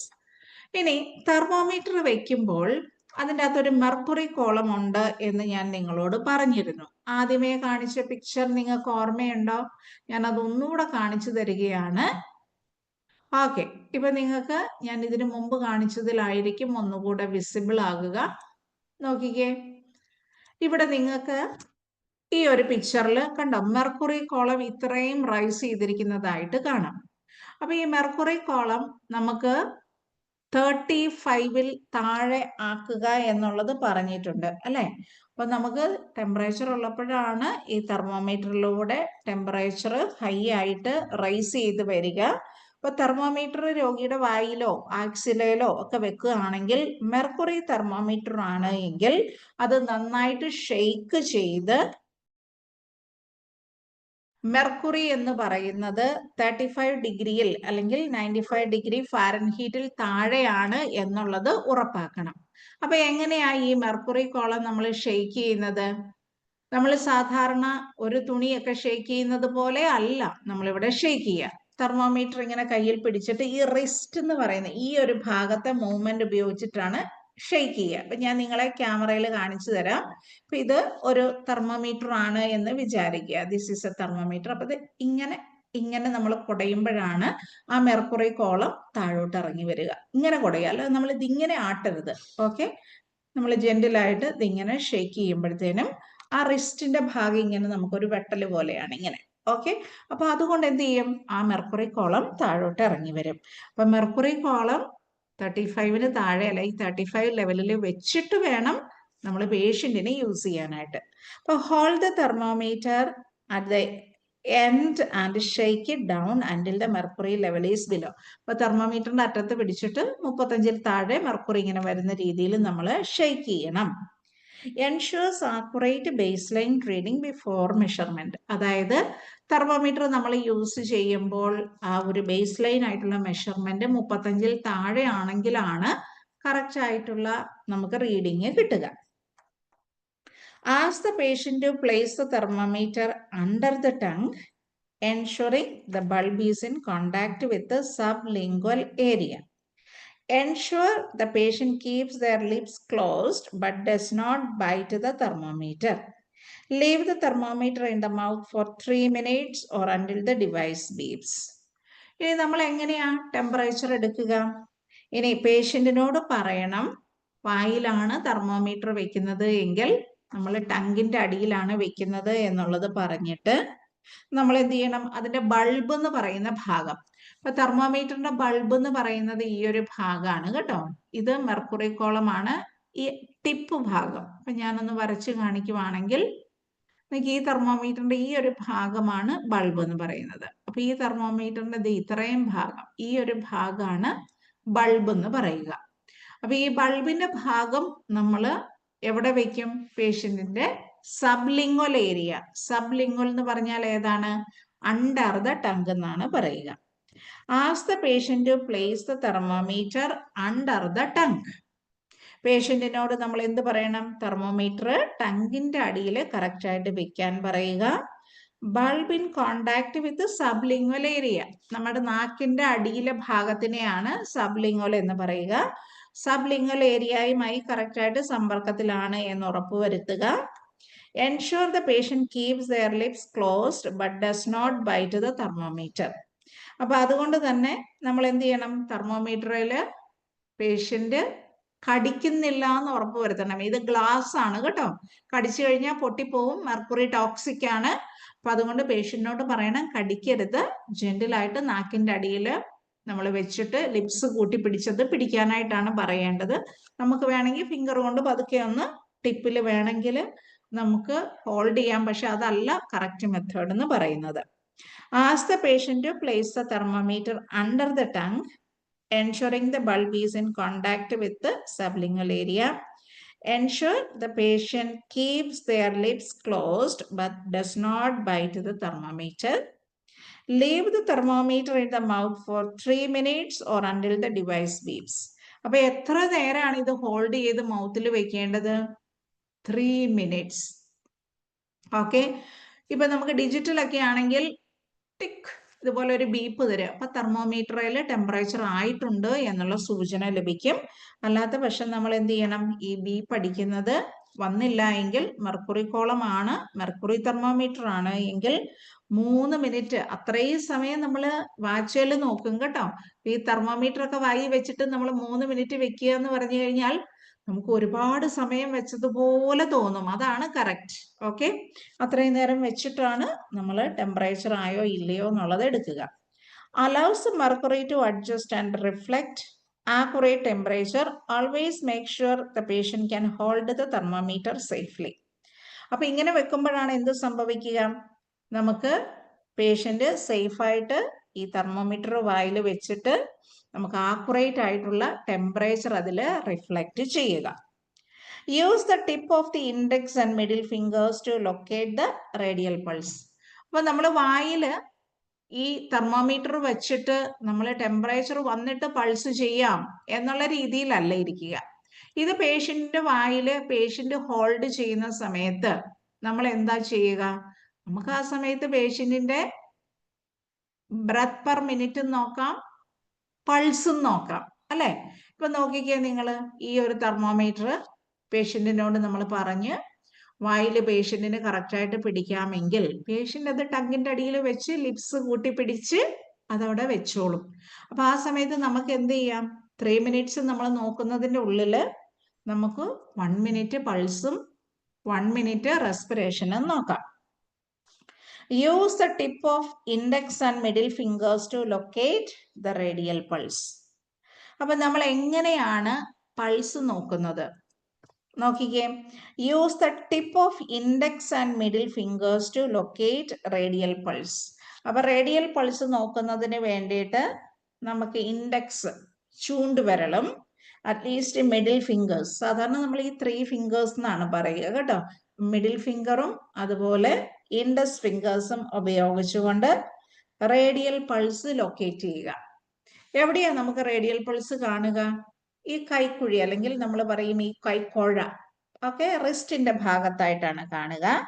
To locate the radial pulse, wrist near the base of the thumb. അപ്പൊ നമ്മുടെ ഈ തമ്പിന്റെ ഭാഗത്ത് ബേസിലായിട്ടാണ് നമുക്ക് radial pulse feel ചെയ്യുക. Count the beats for full 1 minute. നമ്മൾ അര മിനിറ്റ് ചെയ്തിട്ട് ഡബിൾ ചെയ്യാനൊന്നും ഇരിക്കരുത്. ഓക്കെ, ഇപ്പൊ എന്നോട് പറയാണ് 1 മിനിറ്റ് പൾസ് നോക്കാൻ പറഞ്ഞു കഴിഞ്ഞാൽ ഞാൻ ഓക്കെ ഫുൾ മിനിറ്റ് എണ്ണുന്നതിന് പകരം അതിന്റെ ഹാഫ് എണ്ണിയിട്ട് 30 കിട്ടി, അപ്പൊ 1 മിനിറ്റ് ആകുമ്പോൾ 60 ആയിരിക്കുമല്ലോ എന്നുള്ള രീതിയിൽ ഡബിൾ ചെയ്യാതിരിക്കുന്നതാണ് നല്ലത്. ഫുൾ 1 മിനിറ്റ് ആണ് നമ്മൾ നോക്കേണ്ടത്. Count the beat for 1 full minute. Observe the pulse rhythm, strength and count the patient respiration also for 1 minute. അപ്പൊ ഈ സമയത്ത് നമ്മൾ എന്ത് ചെയ്യും, നമുക്ക് 3 മിനിറ്റ് തെർമോമീറ്റർ ഹോൾഡ് ചെയ്യിപ്പിക്കുകയാണ് പേഷ്യന്റിനെ വായിൽ, അല്ലെ? ആ സമയത്ത് 1 മിനിറ്റ് കൊണ്ട് നമുക്ക് എന്ത് നോക്കാം? പേഷ്യന്റിന്റെ ഫുൾ പൾസ് നോക്കാം. അപ്പൊ ഈ ഇൻഡെക്സ് ഫിംഗറും അതുപോലെ നമ്മൾ ഈ മിഡിൽ ഫിംഗറും ഒക്കെ ഉപയോഗിച്ച് തമ്പിന്റെ ഭാഗത്ത് റിസ്റ്റിന്റെ ഭാഗത്തായിട്ട് നമ്മൾ ജെന്റിലായിട്ട് പ്രസ് ചെയ്യുമ്പോൾ പൾസ് ഇടിക്കുന്നത് നിങ്ങൾക്ക് അറിയാം, അല്ലെ? അപ്പൊ ആ പൾസ് ഇടിക്കുന്നത് അറിയുമ്പോൾ നമ്മളൊന്ന് കൗണ്ട് ചെയ്ത് നോക്കിക്കേ. നിങ്ങളുടെ കയ്യിൽ വാച്ച് ഉണ്ടാകും, അല്ലെ മൊബൈലില് സ്റ്റോപ്പ് വാച്ച് ഉണ്ടാവും, ഒന്ന് കൗണ്ട് ചെയ്ത് നോക്കിക്കേ. ആ കൗണ്ട് ചെയ്ത് നോക്കുമ്പോൾ പൾസ് ഇടിക്കുന്ന ഒരു റിതം നിങ്ങൾക്ക് കിട്ടും, ഒരു pattern. Labh dub Labh dub, അല്ലെ? ആ റിതം എന്ന് പറയുന്നത് നമ്മൾ ഒബ്സർവ് ചെയ്തിരിക്കണം. ഇപ്പൊ നമ്മൾ പൾസ് എടുക്കുമ്പോൾ റെഗുലർ ആയിട്ടുള്ള ഒരു ബീറ്റിംഗ്, കറക്റ്റ് ആയിട്ടുള്ള ഒരു ബീറ്റിംഗ് ആണെങ്കിൽ നമുക്ക് എങ്ങനെയായിരിക്കും കിട്ടുക? നമ്മൾ പൾസ് എടുക്കുമ്പോൾ ഇവിടെ ഒരു ബീറ്റ്, ഇവിടെ ഒരു ബീറ്റ്. ഓക്കെ, ഇത് ഇച്ചിരി അബ്നോർമൽ ആണ്, ജസ്റ്റ് ഒന്നുകൂടെ കാണിച്ചു തരാം. നോക്കിയത് ഇങ്ങനെ ഇങ്ങനെ കണ്ടോ? ഈ പൾസ് ഇങ്ങനെ കൃത്യമായിട്ട് ഒരു റിതമിക് ആയിട്ടായിരിക്കും നമുക്ക് കിട്ടുക. ഇത് വരയ്ക്കുമ്പോൾ ഇച്ചിരി അബ്നോർമാലിറ്റീസ് ആയിട്ട് നിങ്ങൾക്ക് തോന്നും. ഇങ്ങനെ കറക്റ്റ് ആയിട്ട് കൃത്യമായിട്ടുള്ള ഇന്റർവെല്ലിൽ ഇങ്ങനെ ബീറ്റ് അടിക്കുന്നതായിട്ടാണ് നമുക്ക് പൾസ് കിട്ടുക. ഇനി ചില രോഗികളിലൊക്കെ നമ്മൾ പൾസ് നോക്കുന്ന സമയത്ത് നമുക്കൊരു ഫുൾ പൾസ് കിട്ടും, പിന്നെ ചിലപ്പോൾ ഇങ്ങനെ വൈബ്രേഷൻ പോലെ പിന്നെ ഒരു പൾസ് ആയിരിക്കും കിട്ടുക, പിന്നെ ഒരു വൈബ്രേഷൻ പൾസ് ആയിരിക്കും കിട്ടുക. ഇങ്ങനെയൊക്കെ കിട്ടുന്നത് അബ്നോർമൽ ആയതുകൊണ്ടാണ് കറക്റ്റായിട്ട് അതിൻ്റെ റിതവും കൂടെ കറക്റ്റ് വോളിയത്തിലുള്ള പൾസ് കറക്റ്റ് ആണോ എന്നുള്ളത് നോക്കാൻ പറഞ്ഞത്. Then observe the pulse rhythm, strength and count the patient respiration also for 1 minute. എന്നിട്ട് പേഷ്യന്റിന്റെ ശ്വാസം എടുക്കുന്നത് കറക്റ്റ് 1 മിനിറ്റിലേക്ക് നമ്മൾ ആ ചെസ്റ്റ് മൂവ്മെന്റ് നോക്കുക. എങ്ങനെയാ നമ്മൾ പേഷ്യന്റ് ബ്രീത്ത് എടുക്കുന്നത് നോക്കാൻ പറ്റുക? ഇങ്ങനെ നമ്മൾ ശ്വാസം ഉള്ളിലേക്ക് എടുത്ത് വെളിയിലേക്ക് വിടുമ്പോൾ ആ ചെസ്റ്റ് മൂവ്മെന്റ് ഇങ്ങനെ പൊങ്ങുകയും താഴുകയും ചെയ്യുന്നത് നിങ്ങൾക്ക് ഒരു റിതം കാണാം. അപ്പൊ അതാണ് നമ്മൾ റെസ്പിറേഷനിൽ 1 മിനിറ്റ് കൗണ്ട് ചെയ്യുന്നത്. Take out the thermometer and read the mercury level and the digital display. Wipe with antiseptic swab and store it properly.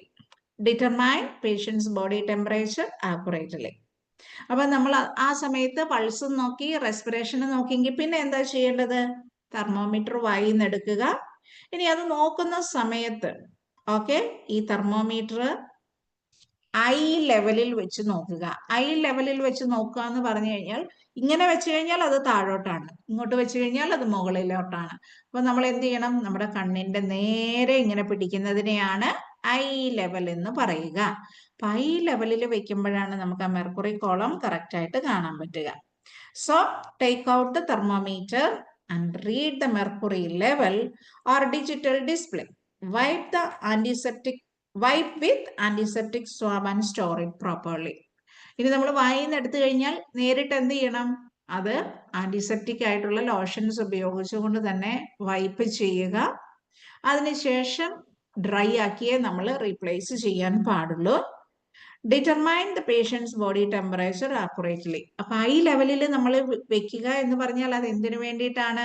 Body temperature accurate ആയിട്ട് നമുക്ക് മെഷർ ചെയ്യുന്നതിന് വേണ്ടിയിട്ടാണ്. Hand wash and document the temperature in a patients record. ഇനി അതുപോലെ തന്നെ temperature എടുത്തു കഴിഞ്ഞാൽ നമ്മൾ എന്ത് ചെയ്യണം? പ്രോപ്പറായിട്ട് കൈ കഴുകി, പ്രൊസീജിയറിന് ശേഷവും കൈ കഴുകി കൃത്യമായി അത് രേഖപ്പെടുത്തിയിരിക്കണം. നമ്മളൊരു പേഷ്യന്റിന്റെ BP-യോ പൾസോ ടെമ്പറേച്ചറോ നോക്കിയിട്ട് മനസ്സിൽ ഓർത്തുകൊണ്ട് നടന്നു കഴിഞ്ഞാൽ അടുത്ത പേഷ്യന്റിന്റെ അടുത്ത് ചെല്ലുമ്പോൾ ഈ പേഷ്യന്റിന്റെ പൾസ് റേറ്റ് തീർച്ചയായും മറന്നിരിക്കും. അപ്പൊ ഇവിടെ നമുക്ക് ടെമ്പറേച്ചർ രേഖപ്പെടുത്തുന്ന ഒരു ചാർട്ട് കൂടി ഞാൻ നിങ്ങളെ കാണിച്ചു തരാം. ഓക്കെ, അപ്പൊ ടെമ്പറേച്ചർ രേഖപ്പെടുത്തുന്ന ചാർട്ട് എന്ന് പറയുന്നത് നിങ്ങൾ ഇവിടെ നോക്കിക്കേ, കണ്ടോ? ഈ ഒരു ലൈൻ നിങ്ങൾക്ക് ഇവിടെ കാണാൻ പറ്റും.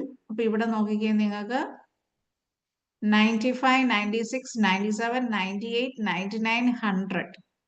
അപ്പൊ ഈ 99ന്റെ നേരെ 98.8 ഒക്കെ നമുക്ക് നോർമൽ ആയിട്ട് കൺസിഡർ ചെയ്യുന്നുണ്ട്. അപ്പൊ നമുക്കൊരു പേഷ്യന്റിന് 100 ഡിഗ്രി ടെമ്പറേച്ചർ ആണെങ്കിൽ, ഇപ്പൊ നമ്മൾ ഡേറ്റ് ഒക്കെ ഇവിടെ ഇട്ടിട്ട് രാവിലെ 10 മണി 100 ടെമ്പറേച്ചർ ആണെങ്കിൽ എവിടെ അടയാളപ്പെടുത്തും? ഇത് 99, നമുക്കിവിടെ 100 രേഖപ്പെടുത്താം. ഇനി അടുത്തത് പേഷ്യന്റിന് 2 മണിക്ക് 101, അങ്ങനെയാണെങ്കിൽ നമ്മൾ എവിടെ അടയാളപ്പെടുത്തും? ഇവിടെ.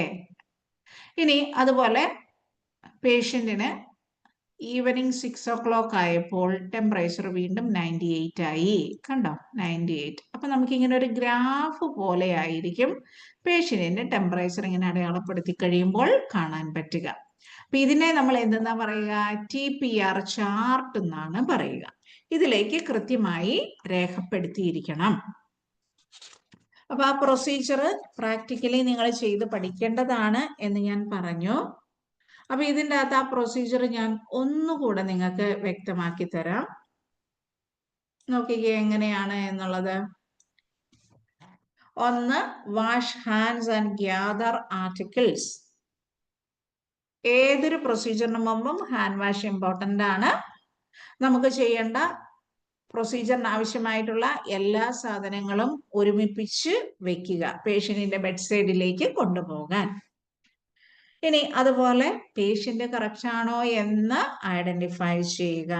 Identify patient and explain procedure to the patient. അടുത്തത്, പേഷ്യന്റിനോട് നമ്മൾ ഓടിച്ചെന്ന്, കിടക്കുന്ന പേഷ്യന്റ്, ഉറങ്ങുന്ന പേഷ്യന്റ് ഓടിച്ചെന്ന് നമ്മൾ ടെമ്പറേച്ചർ എടുക്കാനായിട്ട് ചെല്ലുവാണെങ്കിൽ പേഷ്യന്റ് പെട്ടെന്ന് ഉറക്കത്തിലൊക്കെ ഞെട്ടി ഉണരാം, ടെൻഷൻ ആവാം. അപ്പൊ അതുകൊണ്ട് എപ്പോഴും പേഷ്യന്റിന്റെ അടുത്ത് ജെന്റിലായിട്ട് ചെല്ലുക, നമ്മൾ വന്നതിന്റെ പർപ്പസ് പറയുക. നമുക്ക് പേഷ്യന്റിനെ അറിയാം, ചിലപ്പോൾ പേഷ്യന്റിന് നമ്മളെ അറിയത്തില്ലെങ്കിൽ നമ്മളെ പരിചയപ്പെടുത്തി കൊടുക്കുക. ഇതൊക്കെ അത്യാവശ്യമായിട്ടുള്ള കാര്യമാണ്. പേഷ്യന്റിനെ ഒരു കംഫർട്ടബിൾ ആയിട്ടുള്ള പൊസിഷനിൽ കിടത്തുകയോ ഇരുത്തുകയോ ചെയ്ത ശേഷമേ ടെമ്പറേച്ചർ, പൾസ്, റെസ്പിറേഷൻ ഒക്കെ നമ്മൾ നോക്കാൻ പാടുള്ളൂ. ഇനി നെക്സ്റ്റ് എന്ന് പറയുന്നത്, പേഷ്യന്റിനെ തൊടുന്നതിന് മുമ്പ് ഹാൻഡ് ഹൈജീൻ ഇമ്പോർട്ടൻ്റ് ആണ്. അപ്പൊ അതിന് വേണ്ടിയിട്ട് പേഷ്യന്റിന് സ്വന്തമായിട്ട് തെർമോമീറ്റർ ഉണ്ടെങ്കിൽ പോലും അതിലേക്ക് തൊടുമ്പോൾ ഹാൻഡ് വാഷ് ചെയ്ത്, നമുക്കിപ്പോൾ ഗ്ലൗസ് ഇടാനായിട്ട് പെർമിഷൻസ് ഉണ്ടെങ്കിൽ ഗ്ലൗസ് ഇട്ടിട്ട്, ഇൻഫെക്റ്റഡ് പേഷ്യന്റിന് നമ്മൾ ഗ്ലൗസ് ഇട്ടേ പറ്റുകയുള്ളൂ കേട്ടോ. അപ്പൊ അത് ഗ്ലൗസ് ഇട്ട് തെർമോമീറ്റർ ഹാൻഡ് വാഷ് ചെയ്ത ശേഷം കയ്യിലെടുത്ത് വേണം നമ്മൾ ക്ലീൻ ചെയ്യാനായിട്ട്. അപ്പൊ ആ ക്ലീനിങ്ങിനൊക്കെ ഒരു ടെക്നിക്ക് ഉണ്ട് കേട്ടോ. അപ്പൊ നമ്മൾ തെർമോമീറ്റർ എടുത്തിട്ടാണ് എങ്കിൽ നമുക്ക് പേഷ്യന്റിന് വായി വെക്കുമ്പോൾ വായുടെ ഭാഗമായിരിക്കും എന്ത് രോഗാണുക്കൾ അടങ്ങിയിരിക്കുന്നത് അല്ലേ? അപ്പൊ അതുകൊണ്ട് തന്നെ ക്ലീനിങ് ടെക്നിക്ക് നമ്മൾ ഫോളോ ചെയ്യുന്നത് ആ രോഗാണുക്കള് പ്രോപ്പറായിട്ട് നീക്കം ചെയ്യുന്ന രീതിയിലായിരിക്കണം. ഇനി അടുത്തത് എന്താ ചെയ്യേണ്ടത്? തെർമോമീറ്റർ എടുത്തു കഴിഞ്ഞാൽ തെർമോമീറ്ററിന്റെ ആ ഒരു റീഡിംഗ് എന്ന് പറയുന്നത് എത്രയും താഴെ ആയിരിക്കണം? ഇങ്ങനെ ഷെയ്ക്ക് ചെയ്ത് ആ ഒരു 95 എന്നുള്ള റീഡിങ്ങിൽ താഴെ ആയിരിക്കണം. അത് ഉറപ്പാക്കി കഴിഞ്ഞാൽ നമ്മൾ എന്ത് ചെയ്യണം? ടങ്കിന്റെ അടിയിൽ നമ്മൾ തെർമോമീറ്റർ വെക്കുകയാണെങ്കിൽ അതിനെ സബ് ലിംഗ്വൽ എന്നാണ് പറയുക. സബ് ലിംഗ്വൽ ഏരിയയിൽ നമ്മൾ വെച്ചിട്ട് പേഷ്യന്റിനോട് ചുണ്ട് കൂട്ടിപ്പിടിച്ച് ഹോൾഡ് ചെയ്യാനായിട്ട് പറയുക. കൊച്ചു കുട്ടികൾക്ക് ഈ തെർമോമീറ്റർ ഒക്കെ വെച്ച് കഴിഞ്ഞാൽ ഹോൾഡ് ചെയ്യല എന്നുള്ളവർക്ക്, അതായത് വായിൽ വെച്ചാൽ കടിച്ചു പൊട്ടിക്കും എന്നുള്ളവർക്കൊന്നും വായിലേക്ക് തെർമോമീറ്റർ വെക്കാൻ പാടില്ല. എത്ര സമയത്തിന് ശേഷമാണ് നമുക്ക് കറക്റ്റ് റീഡിങ് കിട്ടുക? 3 മിനിറ്റ്സിന് ശേഷമായിരിക്കും കറക്റ്റ് റീഡിങ് കിട്ടുക. ഇനി അടുത്തത്, ഈ 3 മിനിറ്റ് നമുക്ക് പേഷ്യന്റിന്റെ അടുത്ത് വെറുതെ നിന്ന് വർത്താനൊന്നും പറഞ്ഞ് സമയം കളയേണ്ട കാര്യമില്ല. ജസ്റ്റ് മിനിമൽ ആയിട്ടുള്ള ടോക്ക് നമുക്ക് മതി ഒരു പ്രൊസീജിയർ ചെയ്യുന്ന സമയത്ത്. ഇനി പേഷ്യന്റ് എന്തെങ്കിലും ആങ്സൈറ്റിയോ കൺസേൺസോ ഒക്കെ ഉണ്ടെങ്കിൽ പ്രൊസീജിയറിന് ശേഷം നമുക്കത് എക്സ്പ്ലെയിൻ ചെയ്ത് കൊടുക്കാവുന്നതാണ്. ഇനി നമ്മൾ ഈ 3 മിനിറ്റ് സമയത്തിനുള്ളിൽ ബാക്കി എന്തൊക്കെ കാര്യങ്ങളും കൂടെ നോക്കണം? നമുക്ക് റെസ്പിറേഷൻ നോക്കാം, പൾസ് നോക്കാം, ആ കൂടെ നമുക്ക് ഓക്സിജൻ ലെവൽ മോണിറ്റർ ചെയ്യാനായിട്ടുള്ള പൾസ് ഓക്സിമീറ്റർ നമ്മുടെ കയ്യിലുണ്ടെങ്കിൽ അതുകൂടെ വെച്ചിട്ട് ഓക്സിജൻ ലെവലും കൂടെ നോക്കാം. ഇതെല്ലാം ഒന്നിച്ച് നോക്കാം കേട്ടോ. ഇനി ask the patient place the thermometer under the tongue ensuring that bulb എന്ന് പറയുന്ന ഭാഗം ഞാൻ പിക്ചറിൽ കാണിച്ചു തന്നു. റിയൽ ആയിട്ട് തെർമോമീറ്റർ നിങ്ങൾ കാണുമ്പോൾ അത് കറക്റ്റ് ആയിട്ട് മനസ്സിലാകും. Is in contact with the sublingual area. Ensure the patient keeps the lips closed but does not bite the thermometer. Leave the thermometer in the mouth for 3 minutes or until the device beeps. ഇനി device beep ചെയ്യുന്നത് വരെയും നമ്മൾ thermometer വായിൽ തന്നെ വെക്കുക.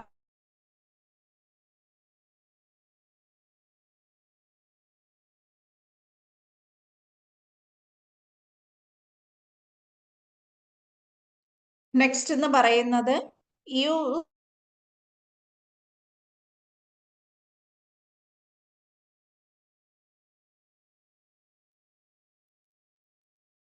Then use tip of the index and middle finger to locate the radial pulse. അപ്പോൾ radial pulse എങ്ങനെയാ locate ചെയ്യുക? മിഡിൽ ഫിംഗറും അതുപോലെ ഇൻഡെക്സ് ഫിംഗറും ഉപയോഗിച്ചുകൊണ്ട് റേഡിയൽ പൾസ് എവിടെയായിട്ടാണ് കിട്ടുക?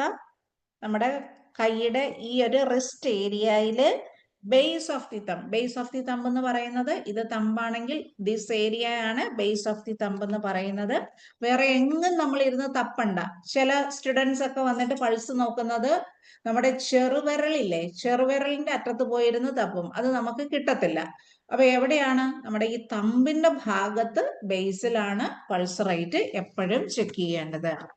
Then count the beats for 1 full minute. അര മിനിറ്റ് അല്ല, ഫുൾ മിനിറ്റ് നമ്മൾ കൗണ്ട് ചെയ്യുക. ആ സമയത്ത് ആ പൾസ് റേറ്റിന്റെ ആ ഒരു റിതം നമുക്ക് ഫീൽ ആകും. അതെങ്ങനെയുണ്ടെന്ന് ഒബ്സർവ് ചെയ്യുക.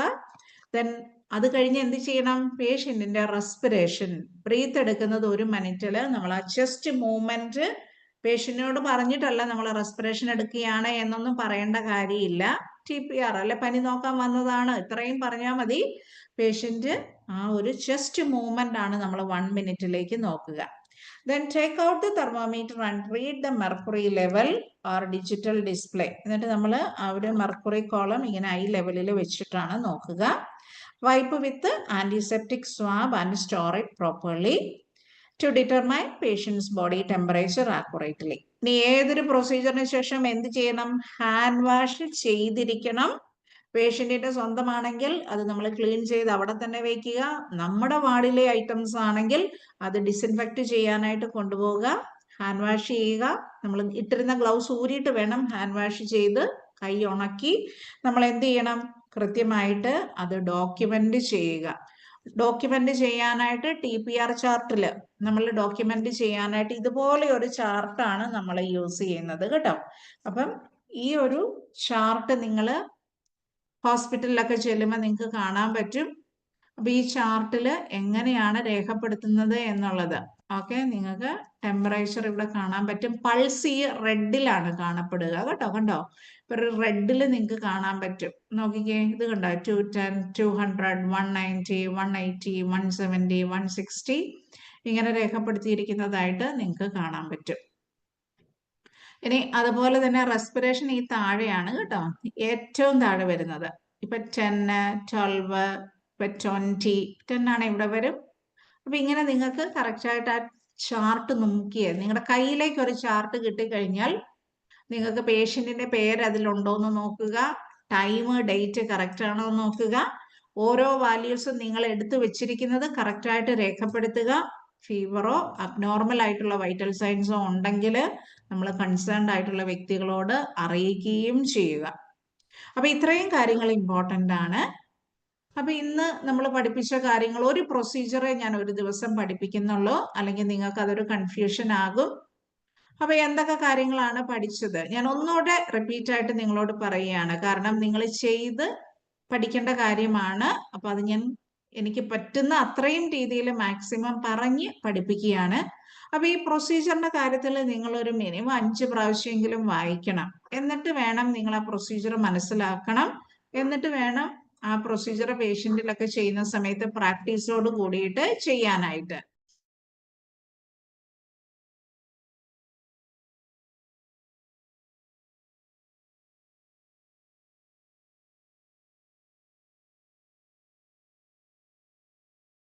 ഇത് നമ്മൾ മെർക്കുറി തെർമോമീറ്ററിന്റെ കാര്യത്തിലാണ് പറഞ്ഞത്. അതുപോലെ ഞാൻ പറഞ്ഞു ചെവിയിൽ വെക്കുന്ന ടിംപാനിക് ആയിട്ടുള്ള തെർമോമീറ്റർ ഉണ്ട്. ഇപ്പൊ നിങ്ങൾ സൂപ്പർ മാർക്കറ്റിലൊക്കെ കൊറോണ സമയത്ത് പോയിട്ടുണ്ടെങ്കിൽ ഫോർഹെഡിൽ ഇങ്ങനെ നമ്മുടെ ടോർച്ച് പോലെ അടിക്കുന്ന തെർമോമീറ്റേഴ്സ് ഉണ്ട്. ഇപ്പോഴും പല ഹോസ്പിറ്റലിലും നമ്മൾ ഈ ഒരു മെത്തേഡുകളൊക്കെയാണ് യൂസ് ചെയ്യുന്നത്. കാരണം എന്താണ്, ഇൻഫെക്ഷൻ വരാനായിട്ടുള്ള സാധ്യതകളൊക്കെ കുറവും കൂടുതൽ ഹൈജീനിക് എന്നൊക്കെ പറയുന്നത് ഇതുപോലെയുള്ള ഫോർഹെഡ് അല്ലെങ്കിൽ ടിംപാനിക് തെർമോമീറ്റേഴ്സ് യൂസ് ചെയ്യുന്നതാണ്. അത് ഞാൻ നെക്സ്റ്റ് ക്ലാസ്സിലേ പഠിപ്പിക്കുന്നുള്ളൂ. അതിനു മുമ്പ് നമ്മൾ പഠിച്ച കാര്യങ്ങൾ ഒന്ന് തറവാക്കിയിട്ട് നമുക്ക് അടുത്തതിലേക്ക് പോകാം. അപ്പൊ അതുകൊണ്ട് തന്നെ നിങ്ങൾ പഠിച്ച കാര്യങ്ങള് ആദ്യത്തെ പേജ് തൊട്ടൊന്ന് എടുത്തേ. ഏതെങ്കിലും ഭാഗങ്ങള് നിങ്ങൾ കേൾക്കാതിരുന്നിട്ടുണ്ടെങ്കിൽ അത് നിങ്ങൾക്കൊരു ക്വിക്കായിട്ടുള്ള റിവിഷൻസ് കൂടിയാകും ഞാൻ ഈ ചാപ്റ്റർ കൺക്ലൂഡ് ചെയ്യുന്ന സമയത്ത് ഒന്നുകൂടെ നിങ്ങൾക്ക് പറഞ്ഞു തരുന്നത്. അപ്പൊ എന്തൊക്കെയാണ് വൈറ്റൽ സയൻസിൽ നമ്മൾ നോക്കുക?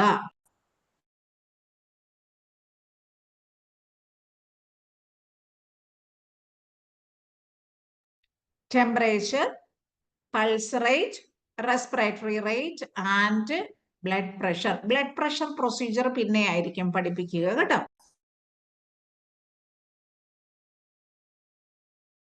ഇനി നമുക്ക് ടെമ്പറേച്ചർ, ബോഡി ടെമ്പറേച്ചർ എന്ന് പറയുന്നത് ഏതൊക്കെ രീതിയിൽ നോക്കാം?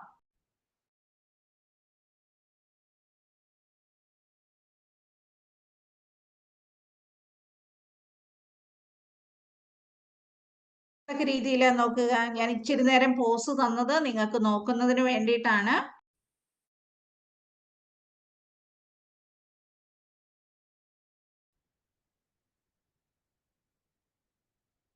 ഓക്കെ, ഓറലി, റെക്ടലി, ടിംപാനിക്, ഫോർഹെഡ്, അതുപോലെ തന്നെ നമുക്ക് ആക്സിലറി ടെമ്പറേച്ചർ കൊടുക്കാം.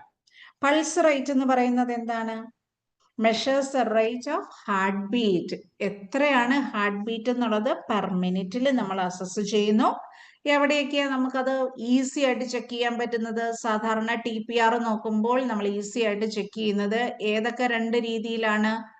റേഡിയൽ ആർട്ടറിയിലെ പൾസും നോക്കും, അതുപോലെ തന്നെ ബ്രേക്കിയൽ ആർട്ടറി. ബ്രേക്കിയൽ ആർട്ടറി എന്ന് പറയുമ്പോഴത്തേന് എവിടെയായിട്ടാ? നമ്മുടെ കൈയുടെ മുട്ടിങ്ങനെ മടക്കില്ലേ, ആ മുട്ട് മടക്കുമ്പോൾ നമ്മുടെ ഈ ഒരു കുഴിയുടെ ഭാഗത്തായിട്ടാണ് ബ്രേക്കിയൽ ആർട്ടറി എന്ന് പറയുന്നത്. അവിടെയും നോക്കാം. പക്ഷെ നമുക്ക് ഒരു TPR നോക്കുന്ന സമയത്ത് റേഡിയൽ ആർട്ടറി പൾസ് നോക്കുന്നത് തന്നെയാണ് ഈസി എന്ന് പറയുന്നത്. റെസ്പിറേറ്ററി റേറ്റ് എന്ന് പറഞ്ഞു കഴിഞ്ഞാൽ എന്താ? Measure the number of breath per minute. ഒരു മിനിറ്റിൽ എത്രമാത്രം ബ്രീത്ത് എടുക്കുന്നു എന്നുള്ളതാണ് നമ്മളിവിടെ നോക്കുക. What is blood pressure? Blood pressure means the force of blood pushing against the artery walls. അപ്പൊ നമ്മുടെ ആർട്ടറി വോൾസിൽ, നമ്മുടെ രക്തക്കുഴലുകളുടെ ഭിത്തിയിൽ നമ്മുടെ ഹാർട്ട് പമ്പ് ചെയ്യുന്ന സമയത്ത് ആ രക്തം അതിലൂടെ ഒഴുകുന്ന സമയത്ത് അത് ഏൽപ്പിക്കുന്ന ആ ഒരു അതിന്റെ ഭിത്തിയിൽ ഏൽപ്പിക്കുന്ന ആ ഒരു പ്രഷറിനെയാണ് ബ്ലഡ് പ്രഷർ എന്ന് പറയുക. ഇനി അതുപോലെ ഓക്സിജൻ സാച്ചുറേഷൻ നോക്കുന്നത് പൾസ് ഓക്സിമീറ്റർ ഉപയോഗിച്ചുകൊണ്ട് നമ്മൾ ഈ ഫിംഗറിലേക്ക് അത് കയറ്റി വെക്കുകയാണ് ചെയ്യുന്നത്. അപ്പൊ നമുക്ക് ഓക്സിജൻ ലെവലും ലഭിക്കുകയാണ് ചെയ്യുന്നത്. എന്തുകൊണ്ടാണ് vital signs important? They help healthcare professional to assess patients' overall health and identify potential problems. ഒരു രോഗിയുടെ മൊത്തത്തിലുള്ള ആരോഗ്യകരമായിട്ടുള്ള അവസ്ഥയെക്കുറിച്ച് നമുക്ക് മനസ്സിലാക്കാൻ പറ്റും. അതുപോലെ എന്തെങ്കിലും പ്രോബ്ലംസ് ഉണ്ടോ എന്ന് തിരിച്ചറിയാൻ പറ്റും. അടുത്തത് use to monitor effectiveness of treatment and intervention.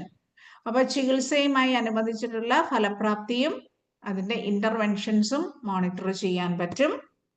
അടുത്തതാണ് ബേസ് ലൈൻ കമ്പാരിസൺ നമുക്ക് നടത്തുക. അടിസ്ഥാനപരമായി രോഗിയുടെ നോർമൽ ആയിട്ടുള്ള കാര്യം എന്താണ്, അല്ലെങ്കിൽ ഏതെങ്കിലും ഒരു അസുഖം വന്നപ്പോഴോ മരുന്ന് കൊടുത്തപ്പോഴോ ആ കണ്ടീഷൻ മൂലം എന്ത് ചേഞ്ച് വന്നു എന്നുള്ളൊരു കമ്പാരിസണും സഹായകരമാണ്. Next normal values. കമ്പൽസറി ആയിട്ട് ഇതൊക്കെ നിങ്ങൾ അറിഞ്ഞിരിക്കുക. നമ്മളൊരു രോഗിയെ ചെക്ക് ചെയ്യുന്ന സമയത്ത്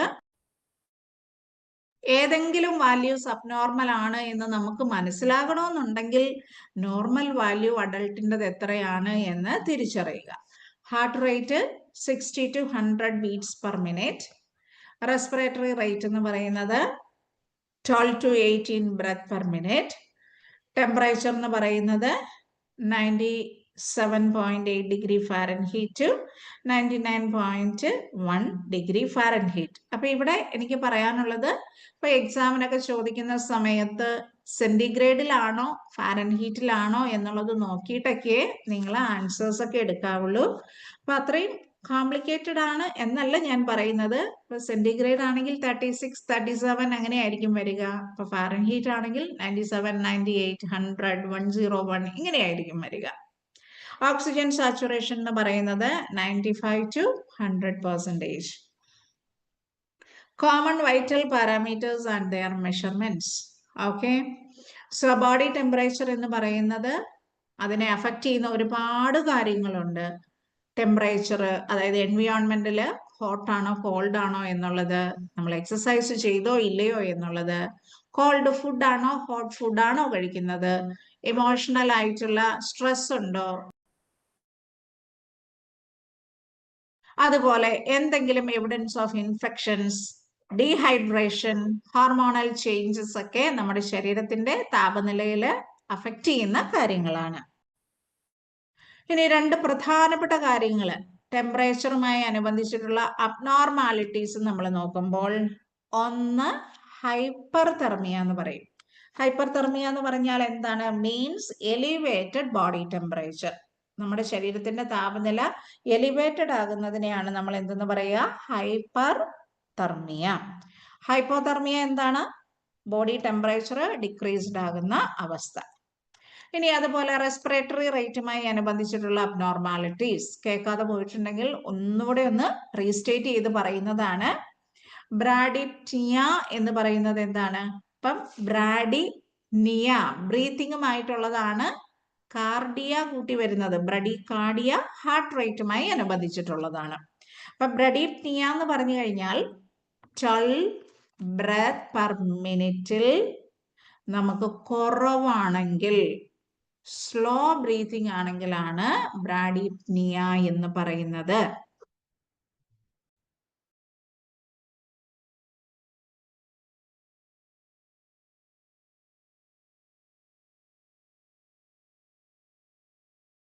നെക്സ്റ്റ് ടക്കിപ്നിയ എന്ന് പറയുന്നത് നമുക്ക് ബ്രെത്ത് പെർ മിനിറ്റ് 20 കൂടുമ്പോൾ, ദാറ്റ് മീൻസ് റാപ്പിഡ് ബ്രീത്തിങ് എന്നാണ് പറയുക.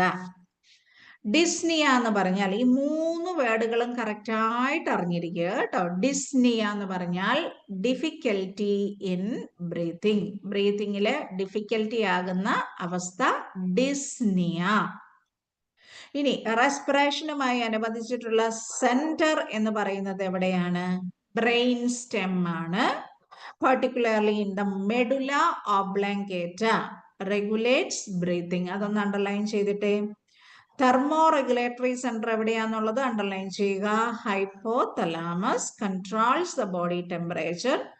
with both influenced by factors like carbon dioxide levels, oxygen and pH levels.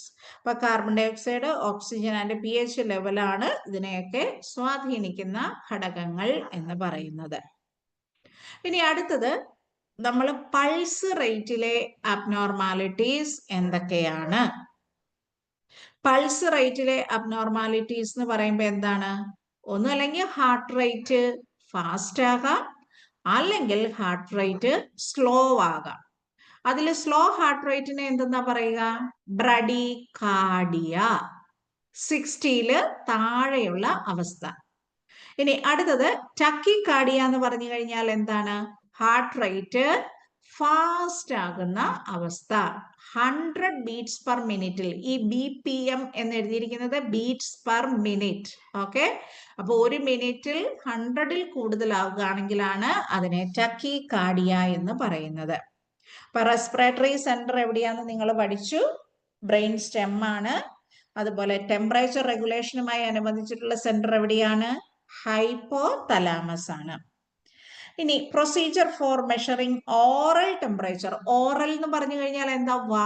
വായിൽ ടെമ്പറേച്ചർ നമ്മൾ എടുക്കുന്ന പ്രൊസീജിയർ ആണ്. അത് എന്തുപയോഗിച്ചിട്ടുള്ളതാണ്? മെർക്കുറി തെർമോമീറ്റർ ഉപയോഗിച്ചുകൊണ്ടുള്ള ടെമ്പറേച്ചർ മോണിറ്ററിംഗ് ആണ് നമ്മൾ അടുത്തത് പറഞ്ഞു നിർത്തിയത്. അപ്പൊ ഈ മെർക്കുറി തെർമോമീറ്റർ ഉപയോഗിച്ചുകൊണ്ടുള്ള ടെമ്പറേച്ചർ മോണിറ്ററിംഗ് എന്ന് പറയുമ്പോൾ ആ ടെമ്പറേച്ചറും പൾസും റെസ്പിറേഷനും കൂടെ നമ്മൾ മെഷർ ചെയ്യുന്നതിനെ എന്തെന്നാ പറയുക? TPR മോണിറ്ററിംഗ് എന്നാണ് പറയുക. TPR monitoring. TPR മോണിറ്ററിംഗിന് ആവശ്യമായിട്ടുള്ള സാധനങ്ങൾ എന്തൊക്കെയാണ്? എന്തൊക്കെ ആർട്ടിക്കിൾസ് ആണ് നമ്മൾ കീപ്പ് ചെയ്യേണ്ടത്?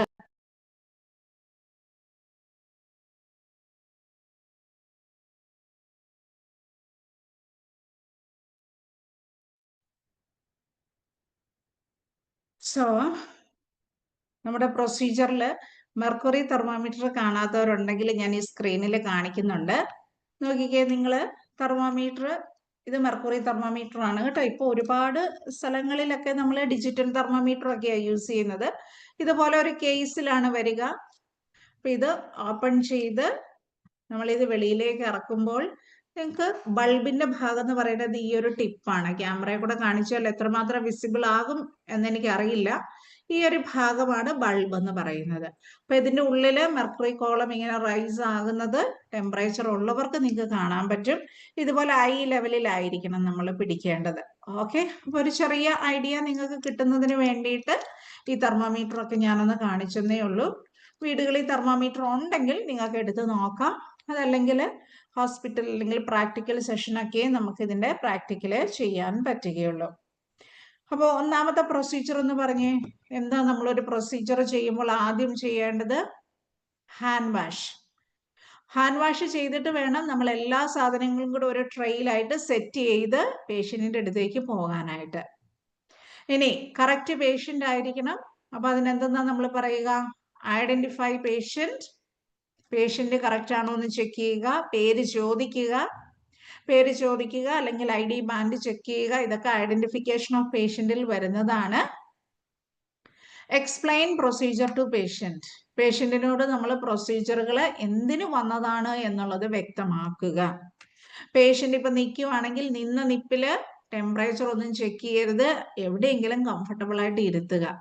ചെരിഞ്ഞു കിടക്കുകയാണെങ്കിൽ നമ്മൾ കംഫർട്ടബിൾ ആയിട്ട് അതിനെ നേരെ കിടത്തുക. തെർമോമീറ്റർ ഹോൾഡ് ചെയ്യേണ്ടതാണ്. So provide comfortable position. Then privacy എങ്ങനെയാ നമ്മൾ കൊടുക്കുക?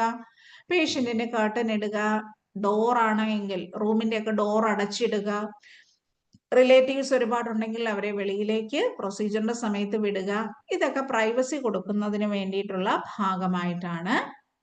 ഇനി പേഷ്യന്റിന്റെ വായിലേക്ക് നമ്മൾ തെർമോമീറ്റർ വെക്കുമ്പോൾ നമ്മൾ ഡോറ് തുറന്നു, പേഷ്യന്റിനെ പിടിച്ചു ഇരുത്തി അവരുടെ കസേരയിലൊക്കെ തൊട്ടതായിരിക്കും. അതുകൊണ്ട് എഗെയിൻ ഹാൻഡ് വാഷ് ചെയ്യുക. അപ്പൊ ചില സ്ഥലങ്ങളിൽ ഹാൻഡ് വാഷ് ചെയ്തിട്ട് നമ്മൾ ഗ്ലൗസ് ഇട്ടിട്ട് ചെയ്യാറുണ്ട്. ചില സ്ഥലങ്ങളിൽ ക്ലീൻ പേഷ്യന്റ് ആണ് എങ്കിൽ നമ്മൾ ഗ്ലൗസ് പറയാറില്ല. അപ്പൊ അതുകൊണ്ട് ഹോസ്പിറ്റൽ പോളിസി പ്രോട്ടോകോൾ ഫോളോ ചെയ്യുക എന്നുള്ളതാണ് എനിക്കിവിടെ പറയാനുള്ളത്. കാരണം ഞാൻ വെളിയിൽ വർക്ക് ചെയ്ത സമയത്തൊക്കെ അവിടെ പ്രത്യേകിച്ച് TPR മോണിറ്ററിങ്ങുമായി അനുബന്ധിച്ച് ഒരു പോളിസി തന്നെ ഉണ്ടായിരുന്നു. അപ്പൊ ആ പോളിസി അവിടെ ഇൻസ്ട്രക്ഷൻസ് എല്ലാം എഴുതി ലാമിനേറ്റ് ചെയ്ത് വെച്ചിട്ടുണ്ട്. നമ്മളത് വായിച്ച് ആ പ്രൊസീജിയറിനനുസരിച്ചിട്ടാണ് അവിടെ ചെയ്തുകൊണ്ടിരുന്നത്. ഇനി എന്ത് ചെയ്യണം?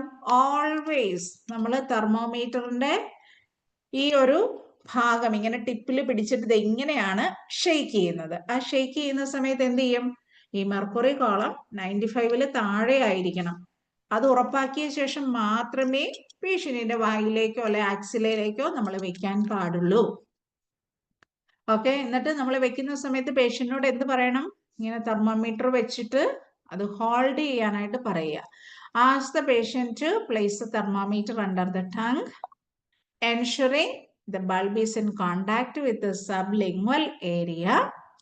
Ensure the patient keeps their lips closed but does not bite the thermometer. ഒരിക്കലും തെർമോമീറ്റർ ബൈറ്റ് ചെയ്ത് അത് പൊട്ടിക്കാനോ ഒന്നും പാടില്ല.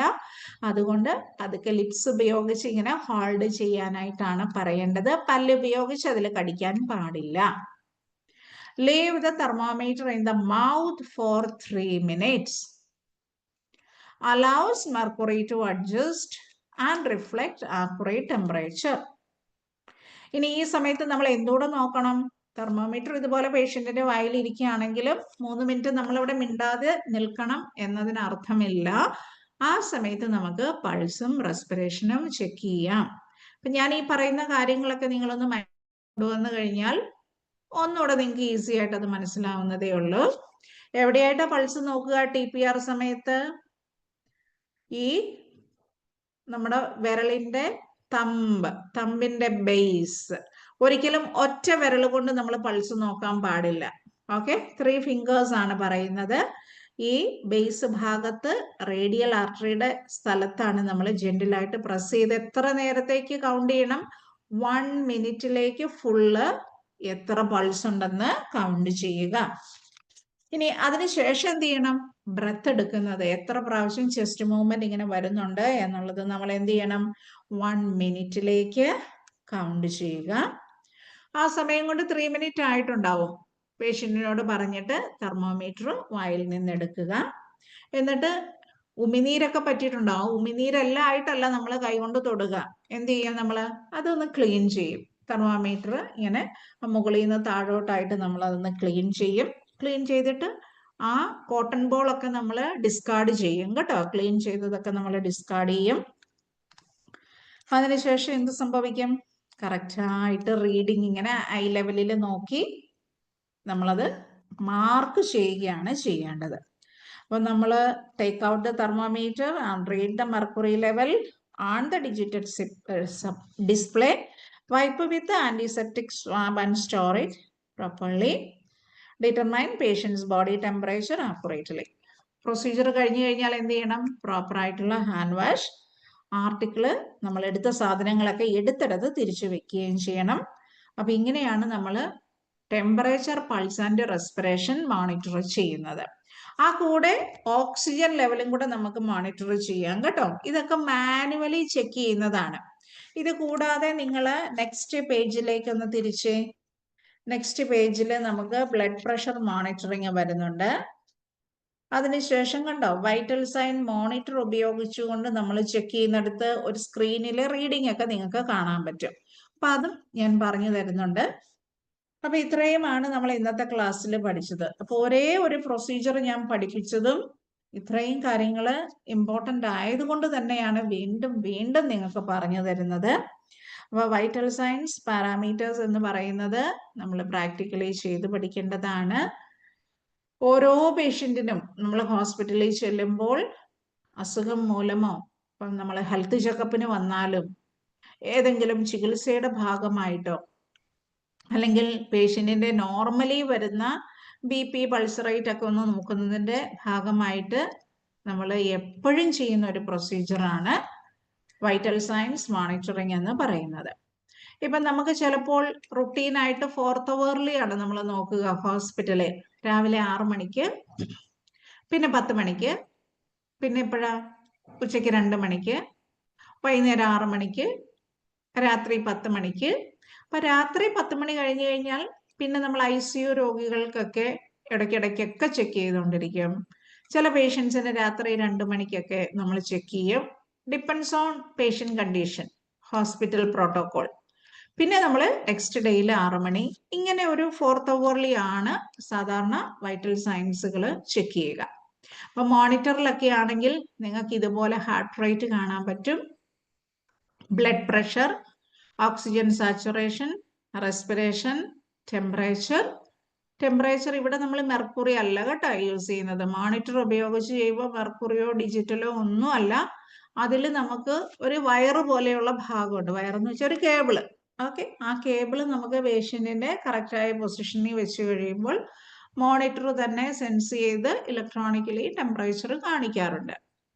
അല്ലാത്ത കേസസിലാണ് നമ്മൾ ഫോർഹെഡ് തെർമോമീറ്റർ ഉപയോഗിച്ചോ, ഡിജിറ്റൽ തെർമോമീറ്റർ ഉപയോഗിച്ചോ, മെർക്കുറി തെർമോമീറ്ററോ ടിംപാനിക് തെർമോമീറ്ററോ ഉപയോഗിച്ചുകൊണ്ട് ടെമ്പറേച്ചർ മോണിറ്റർ ചെയ്യുക. ആ കൂടെ ടിംപാനിക്കിന്റെ പ്രൊസീജിയർ നമ്മൾ സാധാരണ പഠിച്ചില്ല എങ്കിൽ പോലും ജസ്റ്റ് ഞാൻ നിങ്ങളോടൊന്ന് പറഞ്ഞു തരാം. ഇതിൻ്റെ അത് നമ്മൾ നേരത്തെ പറഞ്ഞതുപോലെയുള്ള പ്രൊസീജിയറുകളെല്ലാം ഏത് തരത്തിലുള്ള ടെമ്പറേച്ചർ മോണിറ്ററിംഗ് ആണെങ്കിലും ആപ്ലിക്കബിൾ ആണ്. ഫോർ എക്സാമ്പിൾ, പേഷ്യന്റിന് പ്രൊസീജിയർ എക്സ്പ്ലെയിൻ ചെയ്യുക, പ്രൈവസി കൊടുക്കുക, കറക്റ്റ് പേഷ്യന്റ് ആയിരിക്കുക, ഇതൊക്കെ എല്ലാ പ്രൊസീജിയറിലും സെയിം ആയിരിക്കുന്നതാണ്. ഹാൻഡ് വാഷ് ചെയ്യുക, അതിനുശേഷം ക്ലീൻ ആയിട്ടുള്ള ഈ ടിംപാനിക് തെർമോമീറ്റർ എടുക്കണം, ക്ലീൻ ആയിരിക്കണം. ഓക്കെ, അത് നമുക്ക് ക്ലീൻ ചെയ്ത് വെക്കാം. എന്നിട്ട് അത് ഓൺ ചെയ്ത് നോക്കണം, അത് വർക്കിംഗ് ആണോ അല്ലയോ എന്നുള്ളത് ഓൺ ചെയ്ത് നോക്കി കറക്റ്റ് ആണ് എങ്കിലാണ് പേഷ്യന്റിന്റെ ചെവിയുടെ ഇയർ കനാലിലേക്ക് നമ്മൾ വെക്കുക. വർക്കിംഗ് അല്ലാത്ത ഒരു ഉപകരണങ്ങളും നമ്മൾ യൂസ് ചെയ്യാൻ പാടില്ല. ഗുഡ് വർക്കിംഗ് കണ്ടീഷനിലായിരിക്കണം. അപ്പൊ ഇയർ കനാലിലേക്ക് നമ്മൾ വെക്കുമ്പോൾ ഈ ടെമ്പറേച്ചർ പ്രോബിന് ഇപ്പൊ ഞാൻ വരച്ചു കാണിക്കുകയാണെങ്കിൽ ഇങ്ങനെ ഒരു ഭാഗമുണ്ട്, ചെവിയുടെ ഉള്ളിലേക്ക് വെക്കുന്ന ഒരു ഭാഗമുണ്ട്. അതിനുശേഷമാണ് നമുക്ക് ഇതുപോലെ ഒരു ഹാൻഡിലുള്ള ഭാഗവും ഇവിടെ ടെമ്പറേച്ചർ ഡിസ്പ്ലേ ചെയ്യുന്ന ഒരു സ്ക്രീനും വരിക. അപ്പൊ ഈ ഒരു ഭാഗം നമ്മൾ ഒരു പേഷ്യന്റിന് യൂസ് ചെയ്തതാകുന്നത് കൊണ്ട് ഇത്രയും ഭാഗത്ത് നമ്മൾ ഒരു പ്ലാസ്റ്റിക്കിന്റെ ഒരു കവറിംഗ് ഉണ്ട്. ഈ കവറ് എന്തിനാന്ന് ചോദിച്ചു കഴിഞ്ഞാൽ ഓരോ പേഷ്യന്റിന്റെയും ഇയർ കനാലുമായിട്ട് സമ്പർക്കം വരുന്നത് ഈ ഡിസ്പോസിബിൾ ആയിട്ടുള്ള ട്രാൻസ്പെറന്റ് കവർ ആയിരിക്കും. അപ്പൊ അതുകൊണ്ട് തന്നെ എന്തായിരിക്കും, നമുക്ക് ഇത് ഒരെണ്ണം റിമൂവ് ചെയ്തിട്ട് അടുത്ത പേഷ്യന്റിന് നമുക്ക് വളരെ ഹൈജീനിക് ആയിട്ട് യൂസ് ചെയ്യാൻ പറ്റും. അത് ഇട്ട ശേഷമാണ് പേഷ്യന്റിന്റെ ഇയർ കനാലിലേക്ക് വെക്കുക. എന്നിട്ട് അതിൽ പ്രസ് ചെയ്യുന്ന ഒരു ഭാഗമുണ്ട്. അത് പ്രസ് ചെയ്ത് കഴിയുമ്പോൾ നമുക്ക് ഇവിടെ കറക്റ്റ് ആയിട്ട് ടെമ്പറേച്ചർ ഡിസ്പ്ലേ ആകും. ടെമ്പറേച്ചർ നോക്കിക്കഴിഞ്ഞിട്ട് എന്ത് ചെയ്യണം, നമ്മൾ ഈ ഇട്ടിരിക്കുന്ന കവർ, ഓക്കെ, ആ ഡിസ്പോസിബിൾ കവർ നീക്കം ചെയ്തിട്ട് ക്ലീൻ ചെയ്തിട്ട് വേണം റീപ്ലേസ് ചെയ്യാനായിട്ട്. അപ്പൊ ഇതൊക്കെ നിങ്ങൾ കാണുമ്പോൾ മനസ്സിലാകുന്നതിന് വേണ്ടിയിട്ടാണ് ഞാൻ അതും കൂടെ നിങ്ങൾക്ക് എക്സ്പ്ലെയിൻ ചെയ്ത് തന്നത്. ഓക്കെ, അപ്പൊ നമ്മുടെ കയ്യിൽ ഒരു ഡിവൈസ് കിട്ടിയാലേ ഉള്ളൂ കറക്റ്റായിട്ട് നിങ്ങൾക്ക് അത് പ്രാക്ടീസ് ചെയ്യാൻ പറ്റുകയുള്ളൂ. അപ്പൊ ഇത്രയും കാര്യങ്ങൾ, ഒരുപാട് കാര്യങ്ങളൊന്നും പഠിപ്പിച്ചില്ല. വൈറ്റൽ സയൻസ് എന്താണെന്ന് പഠിപ്പിച്ചു, അതുപോലെ ബോഡി ടെമ്പറേച്ചറിനെ എഫക്ട് ചെയ്യുന്ന കാര്യങ്ങൾ ഞാൻ പറഞ്ഞു തന്നു. അബ്നോർമാലിറ്റീസ് ഇൻ ബ്രീത്തിങ്, അതിനെ പറയുന്ന പേരെന്താണ്, ഇതൊക്കെ അറിഞ്ഞിരിക്കണം. അബ്നോർമാലിറ്റീസ് ഇൻ പൾസ് റേറ്റ്, അതിന് പറയുന്ന പേരെന്താണ്. അതുപോലെ എക്സാക്ട്ലി ഒരു മെർക്കുറി തെർമോമീറ്റർ ഉപയോഗിച്ചുകൊണ്ട് ബോഡി ടെമ്പറേച്ചർ മെഷർ ചെയ്യുന്ന രീതി. അപ്പൊ ഇത്രയും കാര്യങ്ങളെ ഞാൻ പഠിപ്പിച്ചിട്ടുള്ളൂ. അപ്പൊ കറക്റ്റായിട്ട് പ്രൊസീജിയർ വായിക്കുക, ക്ലാസ് കേൾക്കുക. എനിക്കൊരു ചെറിയ ത്രോട്ടിനൊരു പ്രോബ്ലം ഉള്ളത് കൊണ്ട് ചെറിയൊരു ഡിസ്റ്റർബൻസ് ചിലപ്പോൾ വന്നിട്ടുണ്ടാവാം, എനിക്ക് അറിഞ്ഞുകൂടാ. അപ്പൊ എന്നിരുന്നാലും അതിന് ഞാൻ എക്സ്ക്യൂസ് ചോദിക്കുന്നു. ആൻഡ് നമുക്ക് റിമൈനിങ് പോർഷൻസ് നെക്സ്റ്റ് ക്ലാസ്സിൽ എടുക്കാം. Okay, thank you.